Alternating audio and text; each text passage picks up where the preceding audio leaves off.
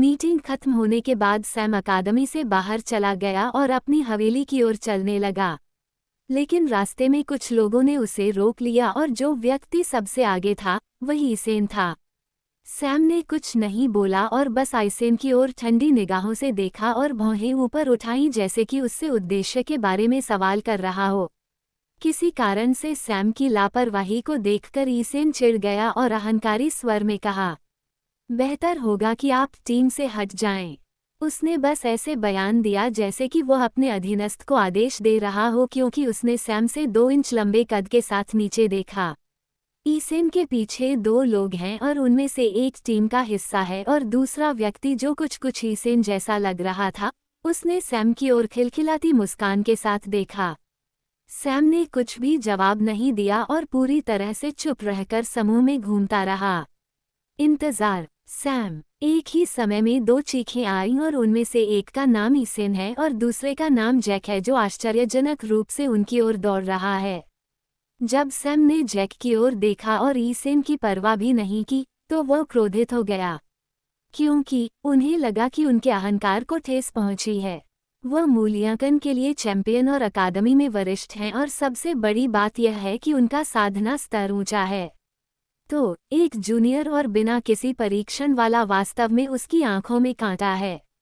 चलो हवेली में बात करते हैं, सैम ने जैक से कहा तो जैक ने सिर हिलाया और दोनों चलने लगे। उन दोनों की ओर से घोर उपेक्षा देखकर ईसेन ने गुस्से में अपने दांत पीस लिए। सैम, क्या तुम्हें लगता है कि तुम एक बड़े आदमी हो? मैं एक शिलालेख मास्टर और एक फॉर्मेशन मास्टर भी हूं और मेरे पिता फॉर्मेशन टावर के प्रमुख हैं। भले ही आपके पास मुझसे अधिक उपाधियां हैं, फिर भी इसका क्या? मैंने सुना है कि आपके पास कोई शिक्षक भी नहीं है और आप स्वशिक्षित हैं। आपको क्या लगता है कि आप कितनी दूर तक जा सकते हैं?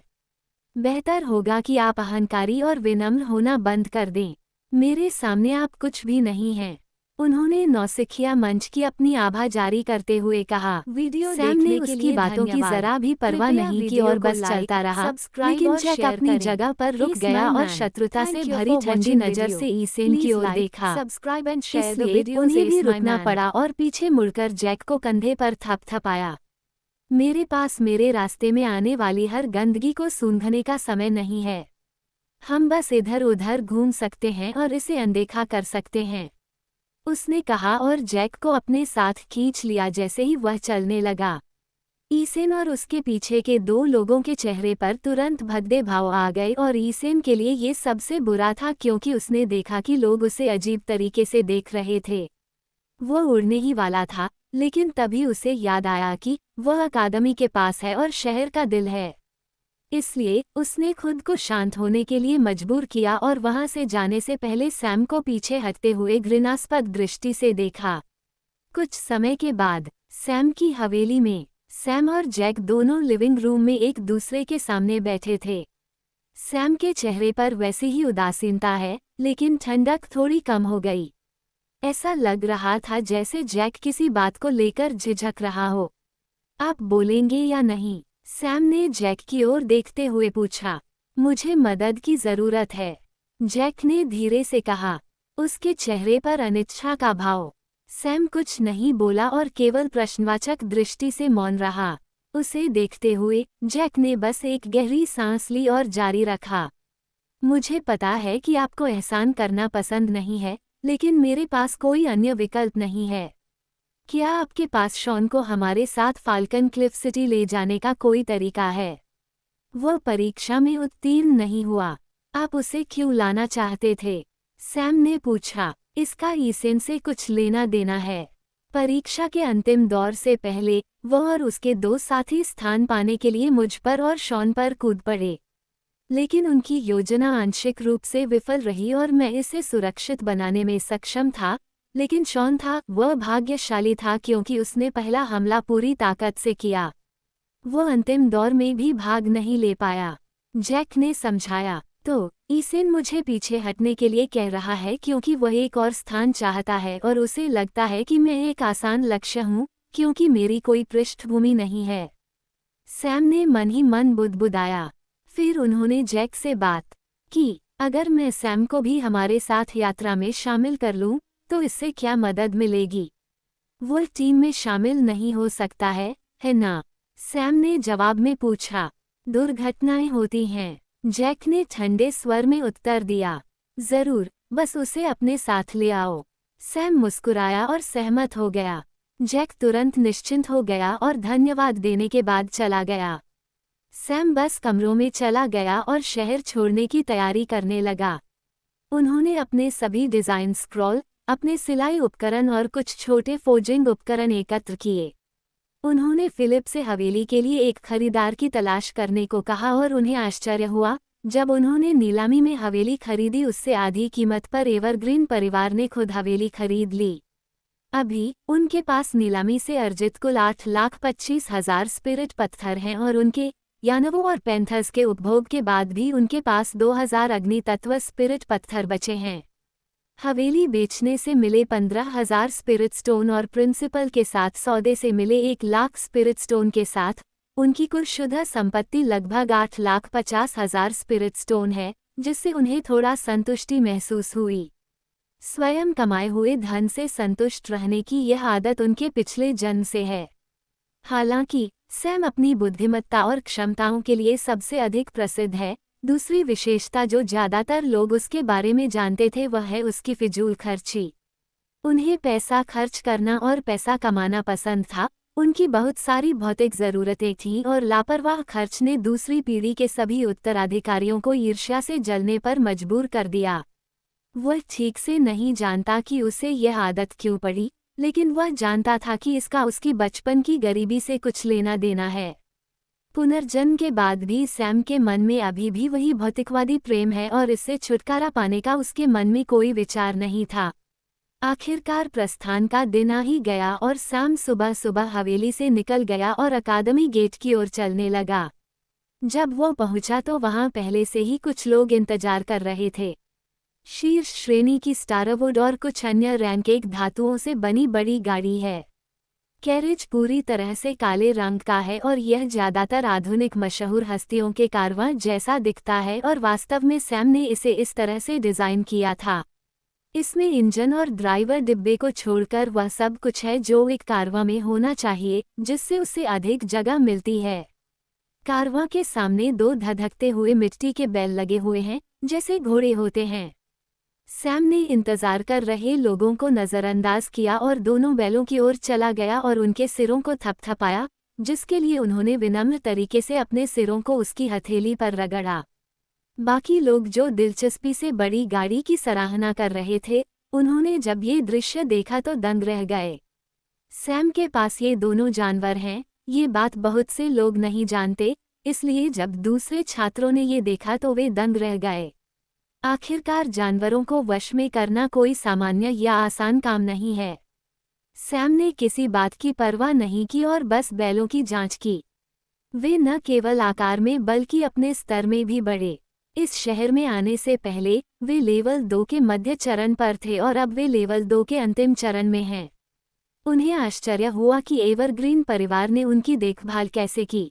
सैम ने फिर अन्य छात्रों की ओर देखा जो बातें कर रहे थे। यहाँ 3 लोग हैं और उनमें से 2 वो लोग हैं जो टीम का हिस्सा हैं और दूसरा व्यक्ति उनका ही आदमी लग रहा था। अतिरिक्त व्यक्ति एक लड़का है जिसने स्टारवुड अकादमी की वर्दी पहनी थी।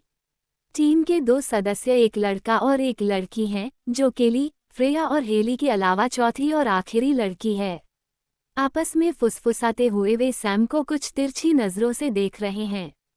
देखते ही देखते लोग पहुंचने लगे। फिलिप, फ्रेया, हेली एक साथ आए और सैम का स्वागत किया और केली थोड़ी देर बाद पहुंची और उसने धीमी आवाज में उसका स्वागत किया और उनके साथ बातचीत करने लगी। बेशक सैम को छोड़कर वह अब भी थोड़ा डरी हुई है। कुछ क्षणों के बाद जैक शॉन के साथ आया। सैम, आपका बहुत बहुत धन्यवाद, शॉन प्रकट होते ही बोला। उनका चेहरा अभी भी थोड़ा पीला है, जो उनकी चोटों से उबरने का स्पष्ट संकेत है। सैम बिना कोई प्रतिक्रिया दिए बस मुस्कुरा दिया। इसके बारे में क्या है? फ्रेया ने फ्रेया से सीधे पूछा, जबकि उनके समूह के बाकी सदस्य थोड़े उत्सुक हो रहे थे। आखिरकार प्रवेश परीक्षा में शीर्ष रैंक पाने वालों में से एक, शॉन उनसे कुछ हद तक परिचित है और वे जानते थे कि प्रवेश परीक्षा में सैम के साथ उसकी कुछ साझेदारी थी। पहले तो वे आश्चर्यचकित थे कि शॉन टीम में जगह नहीं बना सका और अब उसका सीधे तौर पर सैम को धन्यवाद देना उन्हें उत्सुक बना रहा है।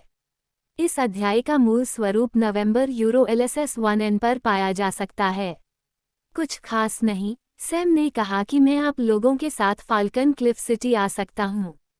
हालांकि मुझे टूर्नामेंट में भाग लेने का मौका नहीं मिलेगा, मैं आप लोगों को खुश कर सकता हूं और अपने क्षितिज का विस्तार कर सकता हूं। शॉन ने अपनी खास मुस्कुराहट के साथ कहा, किसने कहा कि आप साथ टैग कर सकते हैं? क्या आपने मुझसे कभी अनुमति मांगी थी? अचानक पीछे से एक आवाज ने समूह का ध्यान आकर्षित करते हुए उसे रोका और उन्होंने ईसेन को उन दो लोगों के साथ देखा जिन्होंने कल सैम को रोका था। मैं टीम लीडर हूँ, क्या आपने किसी को लाने के लिए मुझसे अनुमति मांगी थी? ईसेन ने अभिमानी दृष्टि से सीधे सैम की ओर चलते हुए पूछा। वह 18 साल का है और वह स्वाभाविक रूप से सैम से थोड़ा लंबा है, इसलिए वह उसे अपने कद और उसकी खेती से डराना चाहता था। लेकिन जवाब में उन्हें बस एक बेपरवाह अभिव्यक्ति मिली। किसी ने भी उनके बयान पर प्रतिक्रिया नहीं दी और ऐसा लग रहा था कि सैम के समूह में हर कोई जानबूझकर उसे नज़रअंदाज कर रहा है और वे बस अपनी बातचीत को ऐसे आगे बढ़ा रहे हैं जैसे कि वह वहां था ही नहीं। स्थिति अचानक उसके लिए अजीब हो गई और उसका चेहरा शर्मिंदगी और गुस्से से लाल हो गया और जैसे ही वह अपना सिर फोड़ने वाला था। लगता है सब यहीं हैं।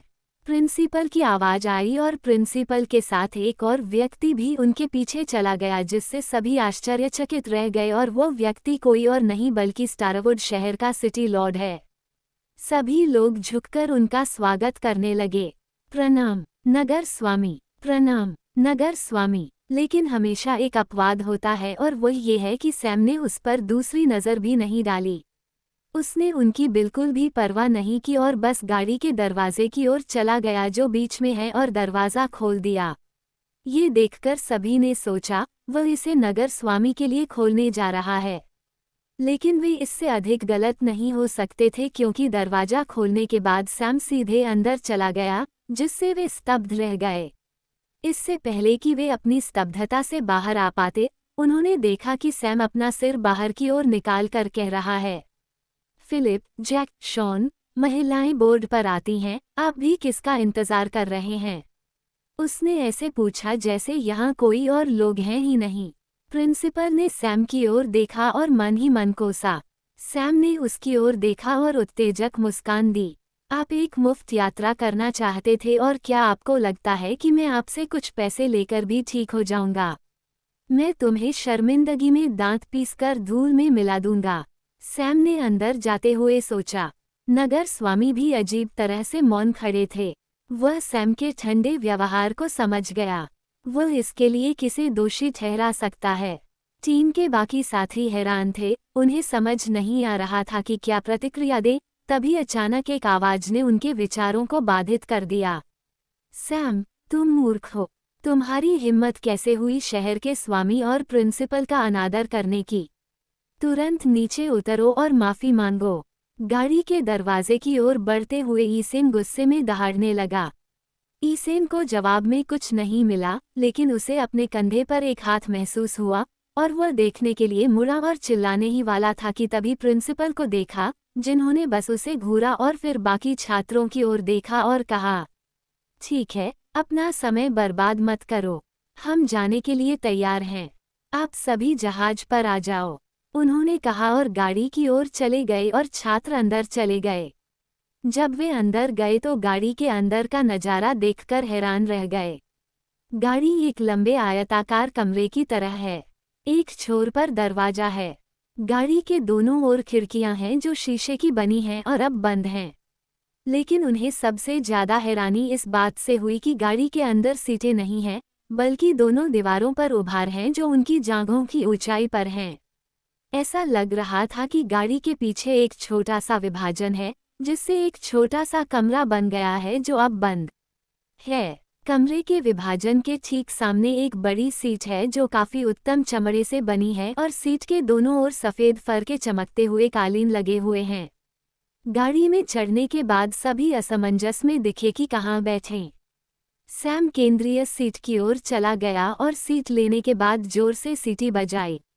अचानक कुछ ही क्षणों में बहुत काली परछाइयां गाड़ी में दाखिल हुई और सैम के दोनों ओर कालीन पर उतरी। वे दो पैंथर हैं।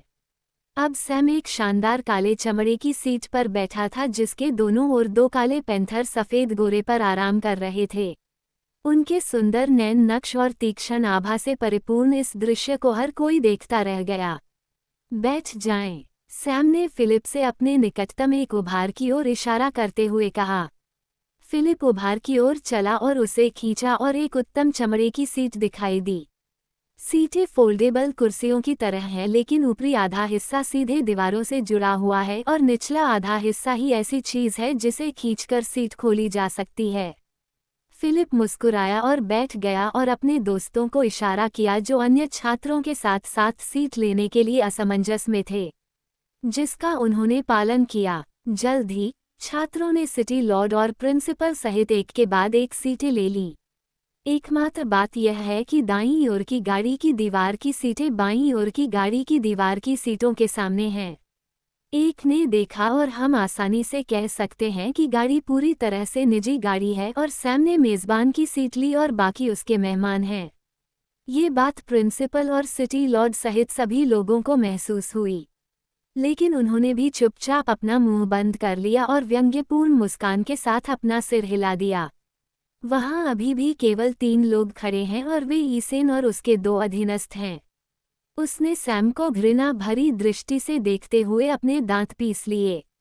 अब जब उसने ये देखा तो उसे समझ नहीं आ रहा है। गाड़ी निश्चित रूप से सैम की है और जानवर भी। वो ईर्ष्या से जल रहा था जब उसने सैम के दोनों ओर के ब्लैक पैंथर्स को विनम्र और नम्र अभिनय करते हुए देखा। प्रिंसिपल, मैंने सुना है कि यात्रा केवल टीम के लोगों के लिए है। मुझे यहाँ अतिरिक्त उम्मीदवार क्यों दिख रहे हैं? सैम ने दूसरों की ओर ध्यान दिए बिना ही पूछा। अचानक 4 लोग तनाव में आ गए।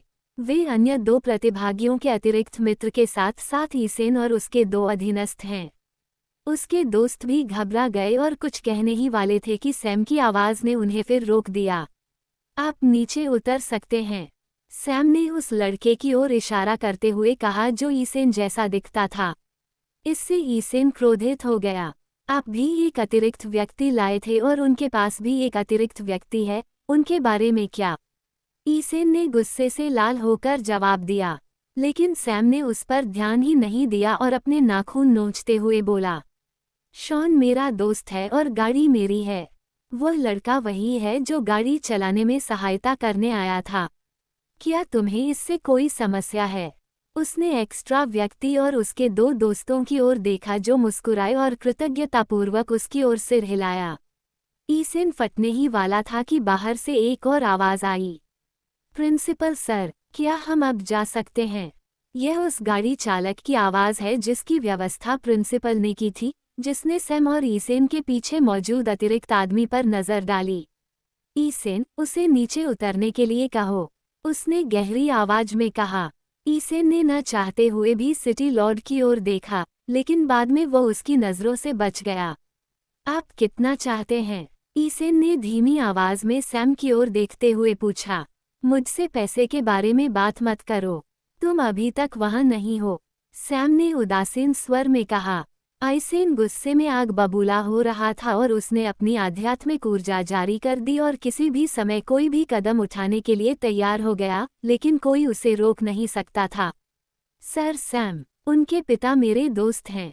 क्या आप मुझ पर एक एहसान कर सकते हैं और उन्हें बोर्ड पर आने दे सकते हैं? मैं आपको इसका बदला जरूर चुकाऊंगा, नगर स्वामी ने सौहार्दपूर्ण मुस्कान के साथ कहा। सैम ने कोई उत्तर नहीं दिया और बिना कोई उत्तर दिए बस उसकी ओर उदासीनता से देखता रहा। फिर उसने अपनी नज़र हेली की ओर घुमाई जो अपने पिता की स्थिति से संघर्ष करती दिख रही थी और अंत में सिर हिलाया। 1500 स्पिरिट पत्थर, उसने धीमी आवाज में कहा। ईसेन ने एक खर्राटे भरी और एक चमड़े का थैला फेंक दिया जबकि सिटी लॉर्ड ने राहत की सांस ली। सैम ने बैग लिया और शॉन की ओर बढ़ाते हुए कहा, चिकित्सा के खर्चे। जैसे ही उसने ये शब्द कहे, ईसेन के चेहरे का रंग उड़ गया। वो अब तक नहीं जानता था कि जैक ने अनुमान लगाया है कि वे ही उन पर कूदे थे। अब जब वह जानता था कि सैम को भी जानकारी थी, तो वह परिणामों से डर गया। जब उसने शॉन और जैक की ओर देखा तो उसे अत्यधिक पसीना आ गया, क्योंकि वे उसे अत्यंत शत्रुतापूर्ण दृष्टि से देख रहे थे, मानो वे उसे फाड़ देना चाहते हों। धीरे धीरे गाड़ी आगे बढ़ी और फाल्कन क्लिफ शहर की ओर जाने लगी। सैम ने खिड़की से बाहर की ओर देखा और वह तेज गति से गुजरते दृश्यों को देख रहा था, जबकि हवा उसके चेहरे के विपरीत बह रही थी। सभी लोग अनौपचारिक बातचीत में लगे हुए हैं। इस गति से हम अधिकतम 2 दिनों में शहर पहुंच जाएंगे। यदि हम सर्वोत्तम घोड़ों से जाते तो कम से कम 5 दिन लगते। प्रिंसिपल ने विपरीत दिशा की खिड़की से देखते हुए जोर से कहा। आखिरकार सीट के पास वाली खिड़की उसके सिर के पीछे है। हम रात के लिए रुकेंगे, सैम ने खिड़की की ओर देखते हुए कहा। किसी ने जवाब नहीं दिया, लेकिन ईसेन ने कहा, इससे यात्रा में देरी होगी। आप क्यों रुकना चाहेंगे? सैम ने सवाल का जवाब तो नहीं दिया, लेकिन कुछ और ही कहा। अगर मैं गाड़ी में एक बार और तुम्हारी आवाज़ सुनूं, तो तुम अपना खुद का परिवहन ढूंढ सकते हो। ईसेन तुरंत आक्रोश में जल गया, लेकिन कुछ भी कहने की हिम्मत नहीं की। उसने केवल प्रिंसिपल और सिटी लॉर्ड की ओर देखा, लेकिन उन्होंने भी ऐसा व्यवहार किया जैसे उन्होंने कुछ भी नहीं सुना, जिससे वह और भी क्रोधित हो गया। सूरज डूबने और शाम होने पर यात्रा सुचारू रूप से चलती रही। वे शिविर बनाने के लिए एक नदी तट के पास रुके। सैम धीरे धीरे नदी की ओर चला और अपना चेहरा धोया और उसने कुछ बचा हुआ मांस निकाला और नदी में फेंकने से पहले उसे रस्सी से बांध दिया। नदी का प्रवाह धीमा है और रस्सी के कारण मांस अपनी जगह पर ही रह गया। जल्द ही मछलियों के एक समूह ने मांस को घेर लिया और सैम ने तुरंत अपनी चाल चली और उसने तेजी से अपने नंगे हाथों से एक के बाद एक मछली फेंकी। अब लगभग 1 दर्जन मछलियां किनारे पर हैं। मछलियां कम आध्यात्मिक ऊर्जा वाली सामान्य मछलियां हैं, इसलिए उन्हें पकड़ना आसान था। सैम ने आग जलाई और मछली को आंच पर तिरछा कर दिया और अपने दोस्तों के साथ आग के चारों ओर बैठ गया। बाकियों ने उसके साथ बातचीत शुरू करने की कोशिश नहीं की। रात शांत थी। सैम घास पर लेट गया और उसने आकाश की ओर देखा, जैसे कि ब्रह्मांड के रहस्य को समझने की कोशिश कर रहा हो। जब मछली के पकने की गंध आई, तो उसने ऊपर देखा और उसे आश्चर्य हुआ कि केवल 10 मछलियां बची थीं और बाकी गायब थीं। उसने बाकी बैच को देखा और वे बस बातें कर रहे थे और ऐसा लग रहा था कि उन्होंने कुछ भी नहीं खाया। वह लो की ओर चला और मछली को कतार से निकाला और फिर उन्हें पत्तों से बनी मेकशिफ्ट प्लेटों पर रख दिया। उसने प्रत्येक प्लेट में एक मछली व्यवस्थित की और बाकी 2 को वापस आंच पर रख दिया, लेकिन इस बार दूरी थोड़ी अधिक थी। उसने उन्हें अपने दोस्तों को दे दिया, लेकिन इस बार उसका ध्यान पूरी तरह से बाकी 3 मछलियों पर है। उनमें से बाकी लोगों को कुछ भी अलग नजर नहीं आया, क्योंकि उन्होंने अपने समय का आनंद लिया। वह आग के पास बैठ गया और खाते समय भी बस मछली को ही देखता रहा। एक काली छाया वहां से गुजरी और उसी समय सैम गायब हुई मछली के साथ आगे बढ़ गया। वह उस काली छाया के पीछे पीछे जंगल की ओर चला गया। उसकी अचानक की गई हरकतों ने सभी को सतर्क कर दिया और जैसे ही जैक अपनी चाल चलने वाला था और उसका पीछा करने वाला था, प्रिंसिपल ने उसे रोक दिया और कहा, वह तरकीन नहीं है। अगर वह जल्दी नहीं आता है तो मैं जाऊंगा और उसे ढूंढूंगा, उन्होंने कहा, जबकि उन्होंने उस दिशा की ओर देखा जिस दिशा में सैम गया था। आइजेन भी इसी तरह देख रहे हैं, लेकिन उनके विचार बिल्कुल अलग हैं। उसे उम्मीद है कि सैम के साथ कोई दुर्घटना होगी। आखिरकार जब रात होती है तो जंगल सबसे ज्यादा खतरनाक होता है। इस बीच सैम को इस बात की परवाह नहीं थी कि दूसरे क्या सोच रहे हैं। वह अपनी पूरी ताकत से छोटी काली छाया का पीछा करते हुए दौड़ रहा है, जो अत्यंत तीव्र गति से इस प्रकार आगे बढ़ रही है मानो वह अंधकार का ही एक भाग हो। सैम ने उसकी ओर छलांग लगाई और अंततः उसे पकड़ लिया, क्योंकि वह जमीन पर लुढ़क गया और एक पेड़ से उल्टा टकरा गया। उसने तुरंत उठकर इधर उधर देखा और यह जानकर कि यहाँ आसपास कोई नहीं है और अपनी शर्मनाक स्थिति नहीं देखी तो उसने गहरी सांस ली। उसके हाथ में चीख चीख जैसी आवाज आई और उसने देखा तो एक बैंगनी काला दिखने वाला चूहा था जो सामान्य चूहे से 3 गुना बड़ा था। छाया चूहा। सैम ने जैसे ही उसे देखा तो बुदबुदाया और उसकी आंखें सदमे से फैल गईं। उसे लगभग ऐसा महसूस हो रहा था जैसे उस पर बिजली गिर गई हो, क्योंकि चूहे की प्रजाति विलुप्त हो जानी चाहिए या पशुशाला में यही लिखा है। वह चूहे को देख रहा है क्योंकि उसकी पकड़ अनजाने में उस पर मजबूत हो गई है। चीख चीख, मुझे अकेला छोड़ दो, मैं मर जाऊंगा। उसके मन में एक आवाज गूंजी। सैम को होश आया और उसने चूहे की ओर देखा और सुनहरे सूर्य कौवे की अपनी आभा छोड़ी। चूहा तुरंत कांप उठा और उसने आवाजें बंद कर दी। फिर सैम ने चूहे में आध्यात्मिक ऊर्जा भरकर उसका पूरा अवलोकन करना शुरू किया और फिर वह आश्चर्यचकित हो गया। ये शुद्धतम रक्त रेखा वाला छाया चूहा नहीं है। रक्त रेखा में विभिन्न अशुद्धियां हैं। उसने मन ही मन सोचा। रक्त रेखा का निरीक्षण करने का तरीका रक्त रेखा के विकास और परिशोधन से है जो लिंग तियान ने उसे दिया था। चीख चीख, तुम कौन हो? छोटे चूहे की आवाज फिर से उसके दिमाग में आई और सैम ने उसे देखा और बोला, तुम्हारा गोत्र कहाँ है? उसने चूहे की ओर देखते हुए पूछा। यह माउस शुरुआती स्तर 2 पर है, लेकिन यह अभी भी उसके जितना ही तेज है। निस्संदेह यह अधिकतर इस तथ्य पर निर्भर है कि यह रात का समय है। चीख चीख, केवल 10 लोग बचे हैं। सभी मर चुके हैं। हम जंगल के दूसरे हिस्से में रहते थे और एक सांप जैसे जानवर ने हम पर हमला कर दिया। हम में से केवल 10 ही बच पाए। आवाज धीमी थी और सुनने में अजीब थी, लेकिन सैम को इसकी कोई परवाह नहीं थी और उसने चूहे की ओर ऐसे देखा जैसे वो उसके रहस्यों को जानना चाहता हो। किसी कारण से चूहा सैम की नज़र से डर गया। यह नहीं पता था कि इसने इतना कुछ क्यों कहा, लेकिन ये जानता था कि सारी जानकारी ऐसे सामने आई जैसे कि यह वृत्ति के आधार पर किया जाने वाला सही काम था। सैम ने सोचने से पहले चूहे की ओर देखा और कहा, मुझे अपने स्थान पर ले चलो। उसने कहा और एक आदमी और चूहा उस स्थान पर चले गए जहां एक विशाल पेड़ और उसकी जड़ों में एक बिल था। जल्द ही वहां कुल मिलाकर 10 चूहे आ गए और उन्होंने भयभीत भावों से सैम की ओर देखा। छाया चूहे एक ऐसी प्रजाति है जिसमें लगभग कोई युद्ध शक्ति नहीं होती है, लेकिन उनके पास एक विशेष रक्तरेखा क्षमता होती है जिसके कारण वे अंधेरे में बहुत छिपकर चल सकते हैं और वे छाया के साथ मिलकर आगे बढ़ सकते हैं। यदि ये तथ्य न होता कि चूहे ने खुले तौर पर मछली चुराने का फैसला किया, तो अपनी तीव्र इंद्रियों के साथ भी सैम उसकी उपस्थिति को नहीं पकड़ पाता। आपकी जनजाति लगभग विलुप्त हो चुकी है और आप अंतिम 10 लोग हैं जो जीवित बचे हैं। आपकी वंशावली अशुद्धियों से भरी हुई है। मैं आपको एक प्रस्ताव दूंगा। मैं आपकी वंशावली को विकसित और शुद्ध कर दूंगा और आपको बिल्कुल भी डर में नहीं रहना पड़ेगा। मैं तुम्हें आवश्यक भोजन उपलब्ध कराऊंगा। तुम्हें बस मेरे निर्देशों का पालन करना है। सैम ने कहा कि उन्होंने गोल्डन सन कौवे की मौलिक आभा को बढ़ाया, जो स्पष्ट रूप से छाया चूहों की तुलना में उच्च श्रेणी की है। दरअसल छाया चूहे बहुत बुद्धिमान प्रजाति होते हैं, इसलिए वे बिना किसी युद्ध क्षमता के इतने समय तक जीवित रहने में सक्षम थे। वास्तव में इन चूहों के लिए उसके पास कई उपयोग हैं। चूहे एक दूसरे को देखते थे और रात में चीखने चिल्लाने की आवाजें सुनाई देती थीं। सैम ने धैर्यपूर्वक इंतजार किया। चीख चीख, हम आप पर कैसे विश्वास कर सकते हैं? एक चूहे ने चर्चा को अचानक रोकते हुए कहा। सैम ने केवल उपहास किया।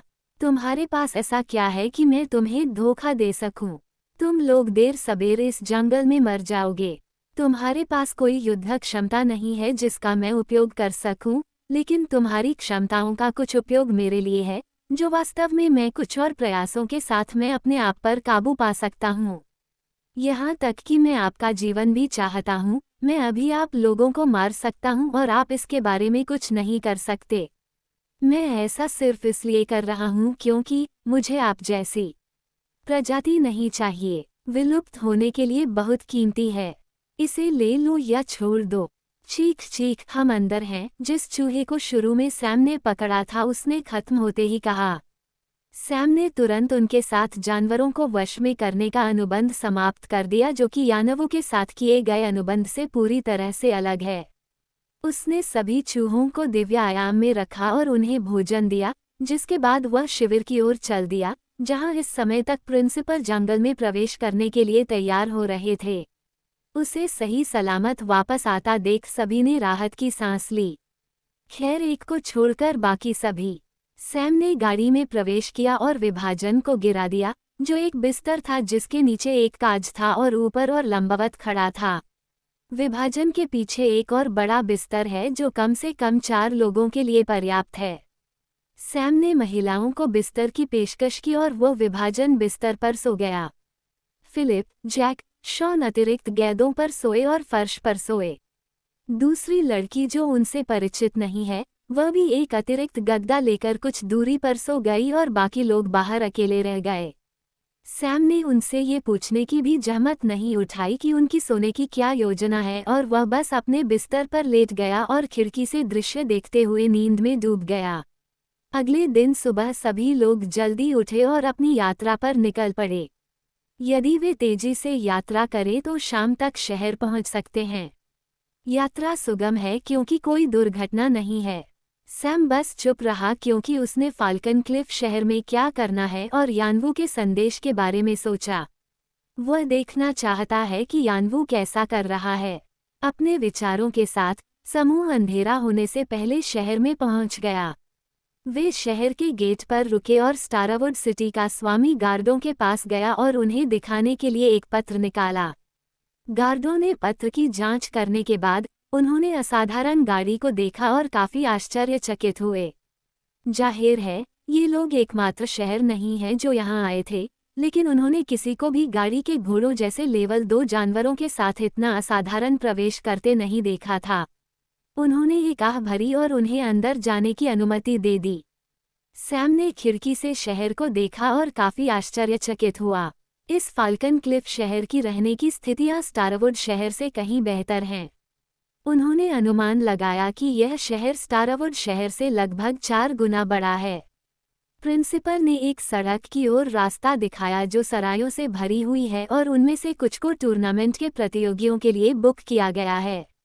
जब उन्होंने निर्दिष्ट सराय में प्रवेश किया और आवश्यक दस्तावेज दिखाए, तो परिचारक ने उन्हें उनके संबंधित कमरों में निर्देशित किया। लेकिन जब उन्होंने कमरे देखे तो वे अपना सिर हिलाए बिना नहीं रह सके। कमरे संकीर्ण हैं और वे सैम की गाड़ी से 1/3 भी बड़े नहीं हैं और प्रिंसिपल और सिटी लॉर्ड को छोड़कर सभी को किसी अन्य व्यक्ति के साथ एक कमरा साझा करना पड़ता है। सैम ने प्रश्नवाचक दृष्टि से प्रिंसिपल की ओर देखा। प्रिंसिपल ने माफी मांगी और मैनेजर को ढूंढने चला गया और कुछ देर बाद उदास चेहरा और अपने साथ एक बॉक्स लेकर वापस आया। प्रबंधक ने कहा कि सराय पूरी तरह से आवंटित कर दी गई है और हमारे पास केवल ये कमरे बचे हैं और इसके लिए जिम्मेदार अधिकारियों ने भी इसे मंजूरी दे दी है। ये वे टोकन हैं जिनकी आपको यहाँ रहने के दौरान आवश्यकता है, उसने कहा और बक्सा खोलकर टोकन दे दिए। 1 से 10 तक की संख्या वाले 10 टोकन हैं और 2 टोकन पर पर्यवेक्षक शब्द है और 5 टोकन पर अतिरिक्त शब्द है। सभी टोकन पर स्टारवुड सिटी लिखा हुआ है। प्रिंसिपल ने सभी छात्रों को टोकन वितरित किए और उन छात्रों को अतिरिक्त टोकन वितरित किए जो टीम का हिस्सा नहीं हैं। जबकि उन्होंने और सिटी लॉर्ड ने पर्यवेक्षक टोकन ले लिया। प्रत्येक छात्र ने अपने अपने टोकन ले लिए जो उनके कमरबंद पर रखे जा सकते हैं। जब उसने 1 लिखे अपने टोकन को देखा तो ईसेन बहुत गौरवान्वित लग रहा था। उसने सैम, जो टोकन नंबर 10 की जांच कर रहा है, पर गर्व और तिरस्कार भरी नजर डाली जिसे सैम ने स्वीकार किए बिना ही नजरअंदाज कर दिया। सैम ने टोकन को देखा और इसे एक सामान्य स्टोरेज रिंग में संग्रहित करने का प्रयास किया, लेकिन ऐसा करने में असमर्थ रहा। फिर उसने बैज को कोट के अंदर लटका दिया और फिर बाहर की ओर चलने लगा। आप कहाँ जा रहे हैं? प्रिंसिपल ने ध्यान देते ही पूछा। बस चारों ओर देखने के लिए, उसने कहा और बिना पीछे मुड़े प्रवेश द्वार की ओर चल दिया। रास्ते में उसकी नज़र अन्य लोगों पर पड़ी जो दूसरे शहर के लग रहे थे और जब उसने खुले दरवाजों से कमरे की ओर देखा तो अंतर देखकर उसे बहुत आश्चर्य हुआ। छात्रों के लिए अलग अलग कमरे हैं और कमरे साफ सुथरे और विशाल हैं। वह रिसेप्शनिस्ट के पास गया और पूछा, क्या मैं जान सकता हूँ कि प्रतियोगियों के लिए कितनी सराय बुक हैं? रिसेप्शनिस्ट ने उसे अजीब नज़रों से देखा और कहा, 3 सराय बुक हैं, एक दाहिनी ओर और एक बाईं ओर। सैम ने धन्यवाद दिया और सड़क की ओर देखने के लिए निकल गया। सड़क के दोनों ओर सराय हैं और प्रत्येक सराय में लगभग 20 से 25 कमरे होंगे। वो उस सराय की ओर चला गया जिसे छात्रों ने नहीं लिया था और रिसेप्शनिस्ट से पूछा, क्या कोई कमरा बचा है? रिसेप्शनिस्ट ने उसे थोड़ा आकार दिया और पूछा, क्या आप टूर्नामेंट के लिए अन्य शहरों से आए छात्र हैं? सैम ने सिर हिलाया। फिर, हम आपको कमरा नहीं दे सकते। सर अर्लो का आदेश है कि कमरे दूसरे शहरों के उम्मीदवारों या पर्यवेक्षकों को नहीं दिए जा सकते। अगर हम ऐसा करते हुए पकड़े गए तो हमें हमारी सराय मिल जाएगी मुहरबंद। जवाब पर सैम ने भौहें चढ़ा लीं। क्यों? उसने थोड़ा उत्सुक होकर पूछा। लेकिन रिसेप्शनिस्ट को भी नहीं पता। सैम बाहर आया और आवंटित सराय की ओर चल दिया। इस बार स्टारवुड शहर से सभी लोग भोजन के लिए भोजन क्षेत्र में आ रहे हैं। सैम ने उनका सामना किया और भोजन में शामिल हो गया।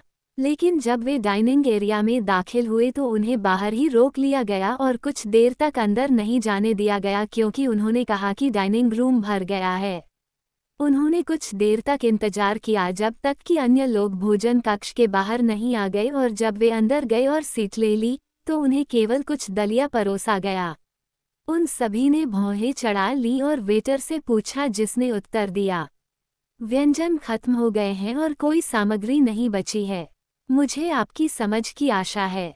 यद्यपि उनके साधना स्तर के अनुसार वे कुछ समय तक बिना कुछ खाए रह सकते हैं, फिर भी उन्हें उपचार के प्रति आक्रोश महसूस हुआ। सैम ने प्रिंसिपल और स्टारवुड सिटी लॉर्ड की ओर देखा और पूछा, क्या आप लोग जानते हैं कि अर्लो कौन है? प्रिंसिपल को उलझन महसूस हुई और उसने अपना सिर हिलाया, जबकि सिटी लॉर्ड की अभिव्यक्ति बदल गई और उसकी भौहें उदास हो गईं। सैम समझ गया और उसने कुछ नहीं कहा और बाहर चला गया। जब फिलिप और अन्य लोग उसका पीछा करने वाले थे तो उसने उन्हें रोका और कहा कि वह थोड़ी देर में आएगा। वह गाड़ी के पास गया और बैलों और पैंथर्स के साथ सब कुछ दिव्य आयाम में संग्रहित कर लिया। जब पास में कोई नहीं था और भोजन कक्ष में वापस चला गया और फिलिप और उसके दोस्तों को देखा। मैं यहाँ नहीं रहना चाहता। आप लोग कैसे हैं? उसने 2 अधेड़ उम्र के व्यक्तियों की ओर देखे बिना उनसे पूछा। Philip, Jack, Sean, Freya, Haley, Kelly ने सिर हिलाया। उसने सिटी लॉर्ड की ओर देखा और कहा, प्रतियोगिता कितने दिनों की है? अब से 1 सप्ताह बाद फाल्कन क्लिफ अकादमी में। उसने धीमी आवाज में जवाब दिया। हम जा रहे हैं। प्रतियोगिता के दिन हम आपसे मिलेंगे। हर दिन हम में से कोई एक यहाँ आएगा और यदि आपके पास कोई संदेश हो तो आप उसे भेज सकते हैं। सैम ने कहा और जाने के लिए मुड़ा। तुम्हें क्या लगता है कि तुम कहाँ जा रहे हो? ईसेन ने 2 पर्यवेक्षकों से पहले भी पूछा। सैम ने परेशान नहीं किया और इस बार प्रिंसिपल ने पूछा, सैम, तुम कहाँ रुकोगे? अगर हम दूसरी सराय में जाएं तो कैसा रहेगा? सैम ने अपना सिर हिलाया और कहा कि जब वो कमरा ढूंढने गया तो क्या हुआ? उसने सिटी लॉर्ड की ओर देखा और कहा, आप अपनी गंदगी स्वयं साफ कर सकते हैं। आपने जो कुछ भी किया है उसका परिणाम मैं नहीं भुगतना चाहता। वो फिर मुड़ा और जब वह जाने वाला था तो ईसेन चिल्लाया, तुम्हें जाने की अनुमति नहीं है। मैं सहमत नहीं हूँ। सैम रुका और ठंडी और तीखी नज़र से उसकी ओर देखा। उसे देखते हुए ईसेन ने जारी रखा, तुम्हें क्या लगता है अब तुम कहाँ रह सकते हो? तुमने कहा था कि वे हमारे लिए कोई कमरा नहीं दे रहे हैं। सैम ने उसकी बातों पर मुस्कुराते हुए कहा, किसने कहा कि मैं सराय जा रहा हूँ? मैं अपने घर जा रहा हूँ। तुम्हारा यहाँ घर कैसे हो सकता है? ईसेन के एक अधीनस्थ ने उससे पूछा। अभी तो कोई नहीं है, लेकिन थोड़ी देर में होगा। इस बार वह नहीं रुके और बिना पीछे देखे अपने समूह के साथ निकल गए। प्रिंसिपल ने अपना सिर हिलाया और बाकी लोगों को उनके कमरे में ले गए। अब जब 7 लोग चले गए तो अधिक जगह हो गई और उनमें से कुछ को सोने के लिए एकल कमरे मिल गए। सैम और उसका समूह सड़कों पर चल रहे हैं और वे हलचल भरे शहर को देख रहे हैं जो स्टारवुड शहर से कई गुना अधिक जीवंत है। वे एक दुकान तक पहुंचने से पहले सड़कों पर और एक बेतरतीब रेस्तरां में घूमते रहे। ये स्थान एक गिरवी रखने की दुकान है। सैम ने सड़कों पर घूम घूम कर पता लगाने के लिए कहा कि वो कहाँ घर खरीद सकता है और ज्यादातर लोगों ने केवल एक ही बात कही, कोई फर्क नहीं पड़ता कि आप खरीदना चाहते हैं, आप इसे विकर्स शॉप में पा सकते हैं। दिशा निर्देश जानने के बाद वह अंततः वहां पहुंच गया। दुकान बहुत बड़ी है, ये लगभग उनकी नदी किनारे की हवेली के आकार का है। सैम समूह के साथ दुकान के अंदर चला गया और प्रवेश करते ही आश्चर्यचकित रह गया। अनगिनत चीजें हैं, हथियार, कलाकृतियां, जानवरों के अवशेष, शव, विशेष खजाने। दुकान में लगभग हर तरह की चीजें हैं। वहाँ एक काउंटर है जहाँ एक अधेड़ उम्र का आदमी आलस्य से बैठा था। अधेड़ उम्र के व्यक्ति ने चमकदार लाल पोशाक पहनी हुई है और उसकी आंखें बंद हैं जैसे कि वह ऊँघ रहा हो। उनकी छोटी दाढ़ी और मूंछें हैं। उसकी त्वचा कांस्य है और उसके चेहरे पर एक शरारती आकर्षण है। वे धीरे धीरे काउंटर की ओर चले और जैसे ही वे उसे जगाने वाले थे, वह तुरंत उठा और इधर उधर देखने लगा। जैसे ही उसने सैम और उसके समूह को देखा, उसकी आंखें चमक उठीं। विकर्स की दुकान में आपका स्वागत है। मैं आपकी कैसे मदद कर सकता हूँ? आप जो भी चाहें, अगर वो फाल्कन क्लिफ सिटी के परिसर के पास उपलब्ध है, तो आप उसे खरीद सकते हैं। हम न केवल पैसे स्वीकार करेंगे, बल्कि खजाने के साथ व्यापार भी करेंगे। फिर उसने सैम की ओर देखा और उसका नाप लिया। उसकी आंखें सिकुड़ गईं और उसके चेहरे पर एक शरारती मुस्कान आ गई। मुझे एक घर चाहिए, सैम ने भावशून्य और ठंडे स्वर में कहा। ओह, आप सही व्यक्ति के पास आए हैं। आप किस तरह की जगह चाहते हैं? शांत, शांतिपूर्ण और विशाल। अगर यह किसी सुनसान जगह पर भी हो तो भी ठीक है। आहा, मेरे पास आपके लिए एक आदर्श स्थान है।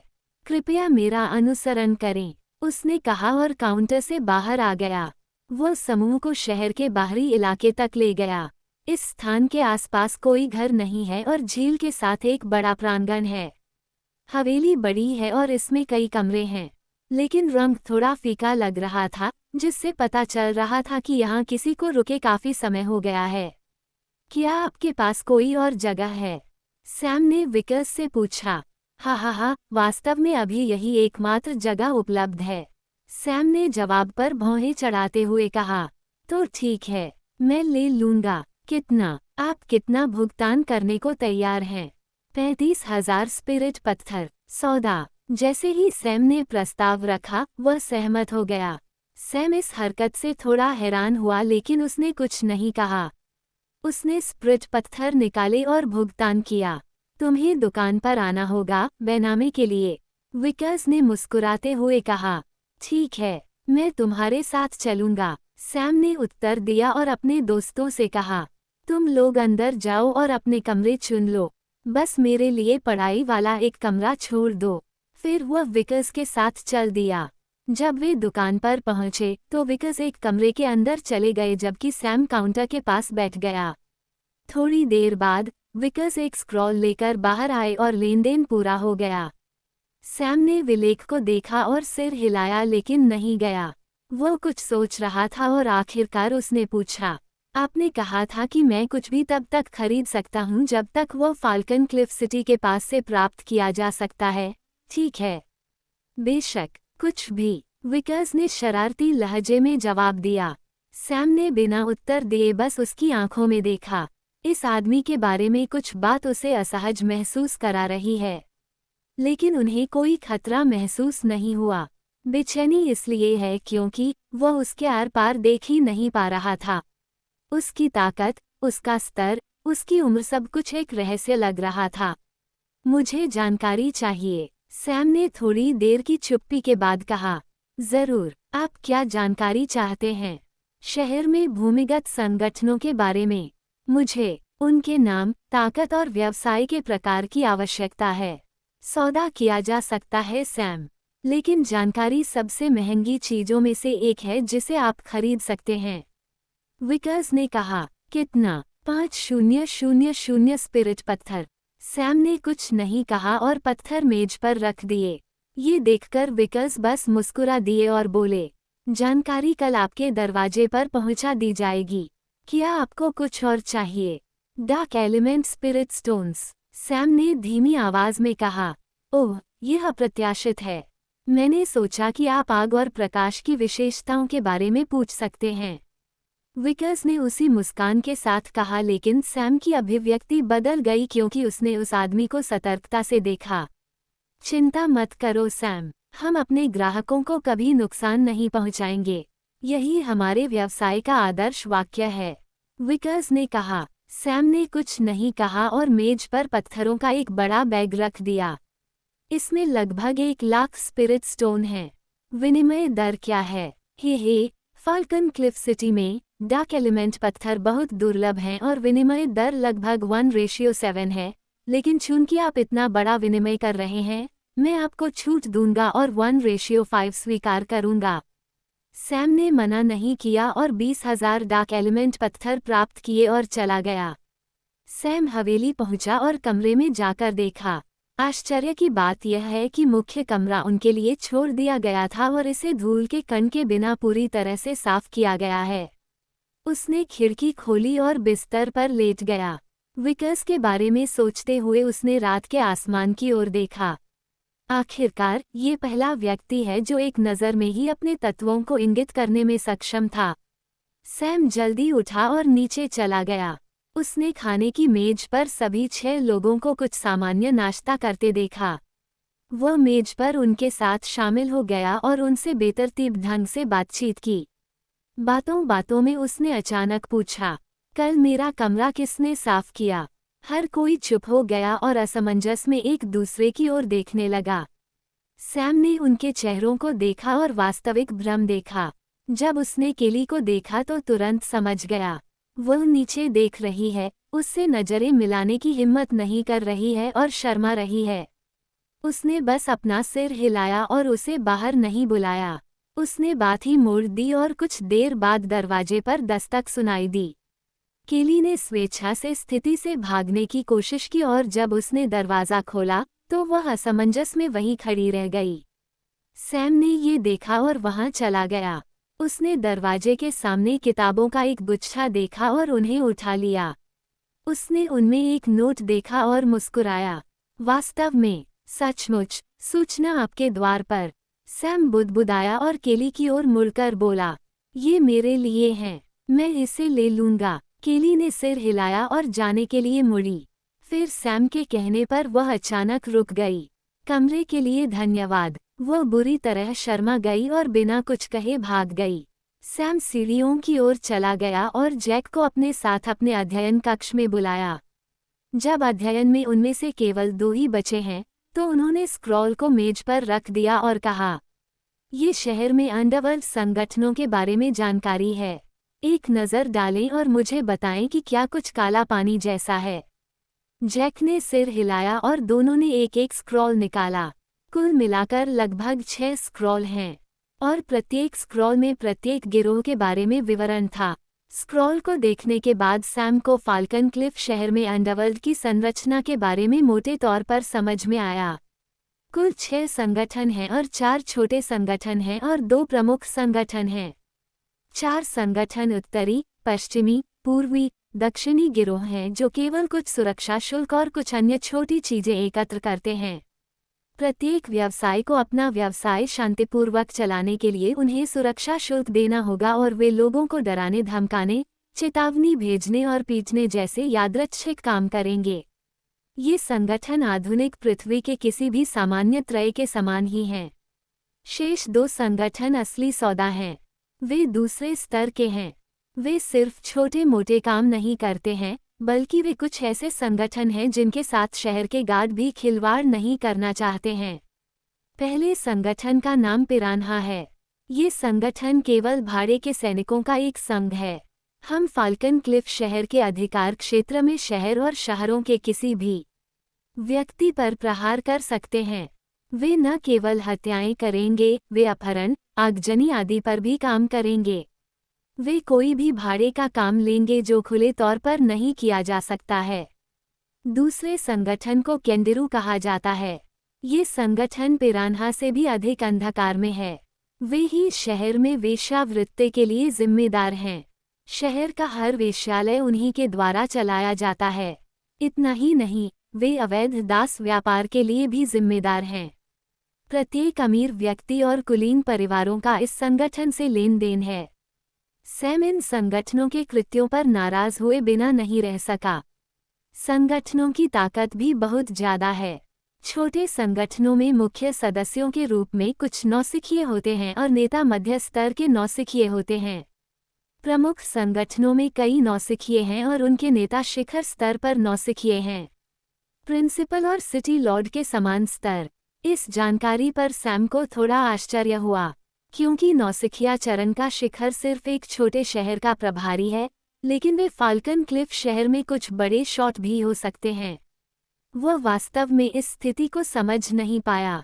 उसने अपने दिमाग में यह बात फेंकी और जैक की ओर देखकर कहा, वास्तव में उन्हें काले पानी से जोड़ने वाला कोई सीधा सुराग नहीं है, लेकिन हम इतने निश्चित नहीं हो सकते। मुझे लगता है कि हमें और अधिक जानकारी जुटानी चाहिए।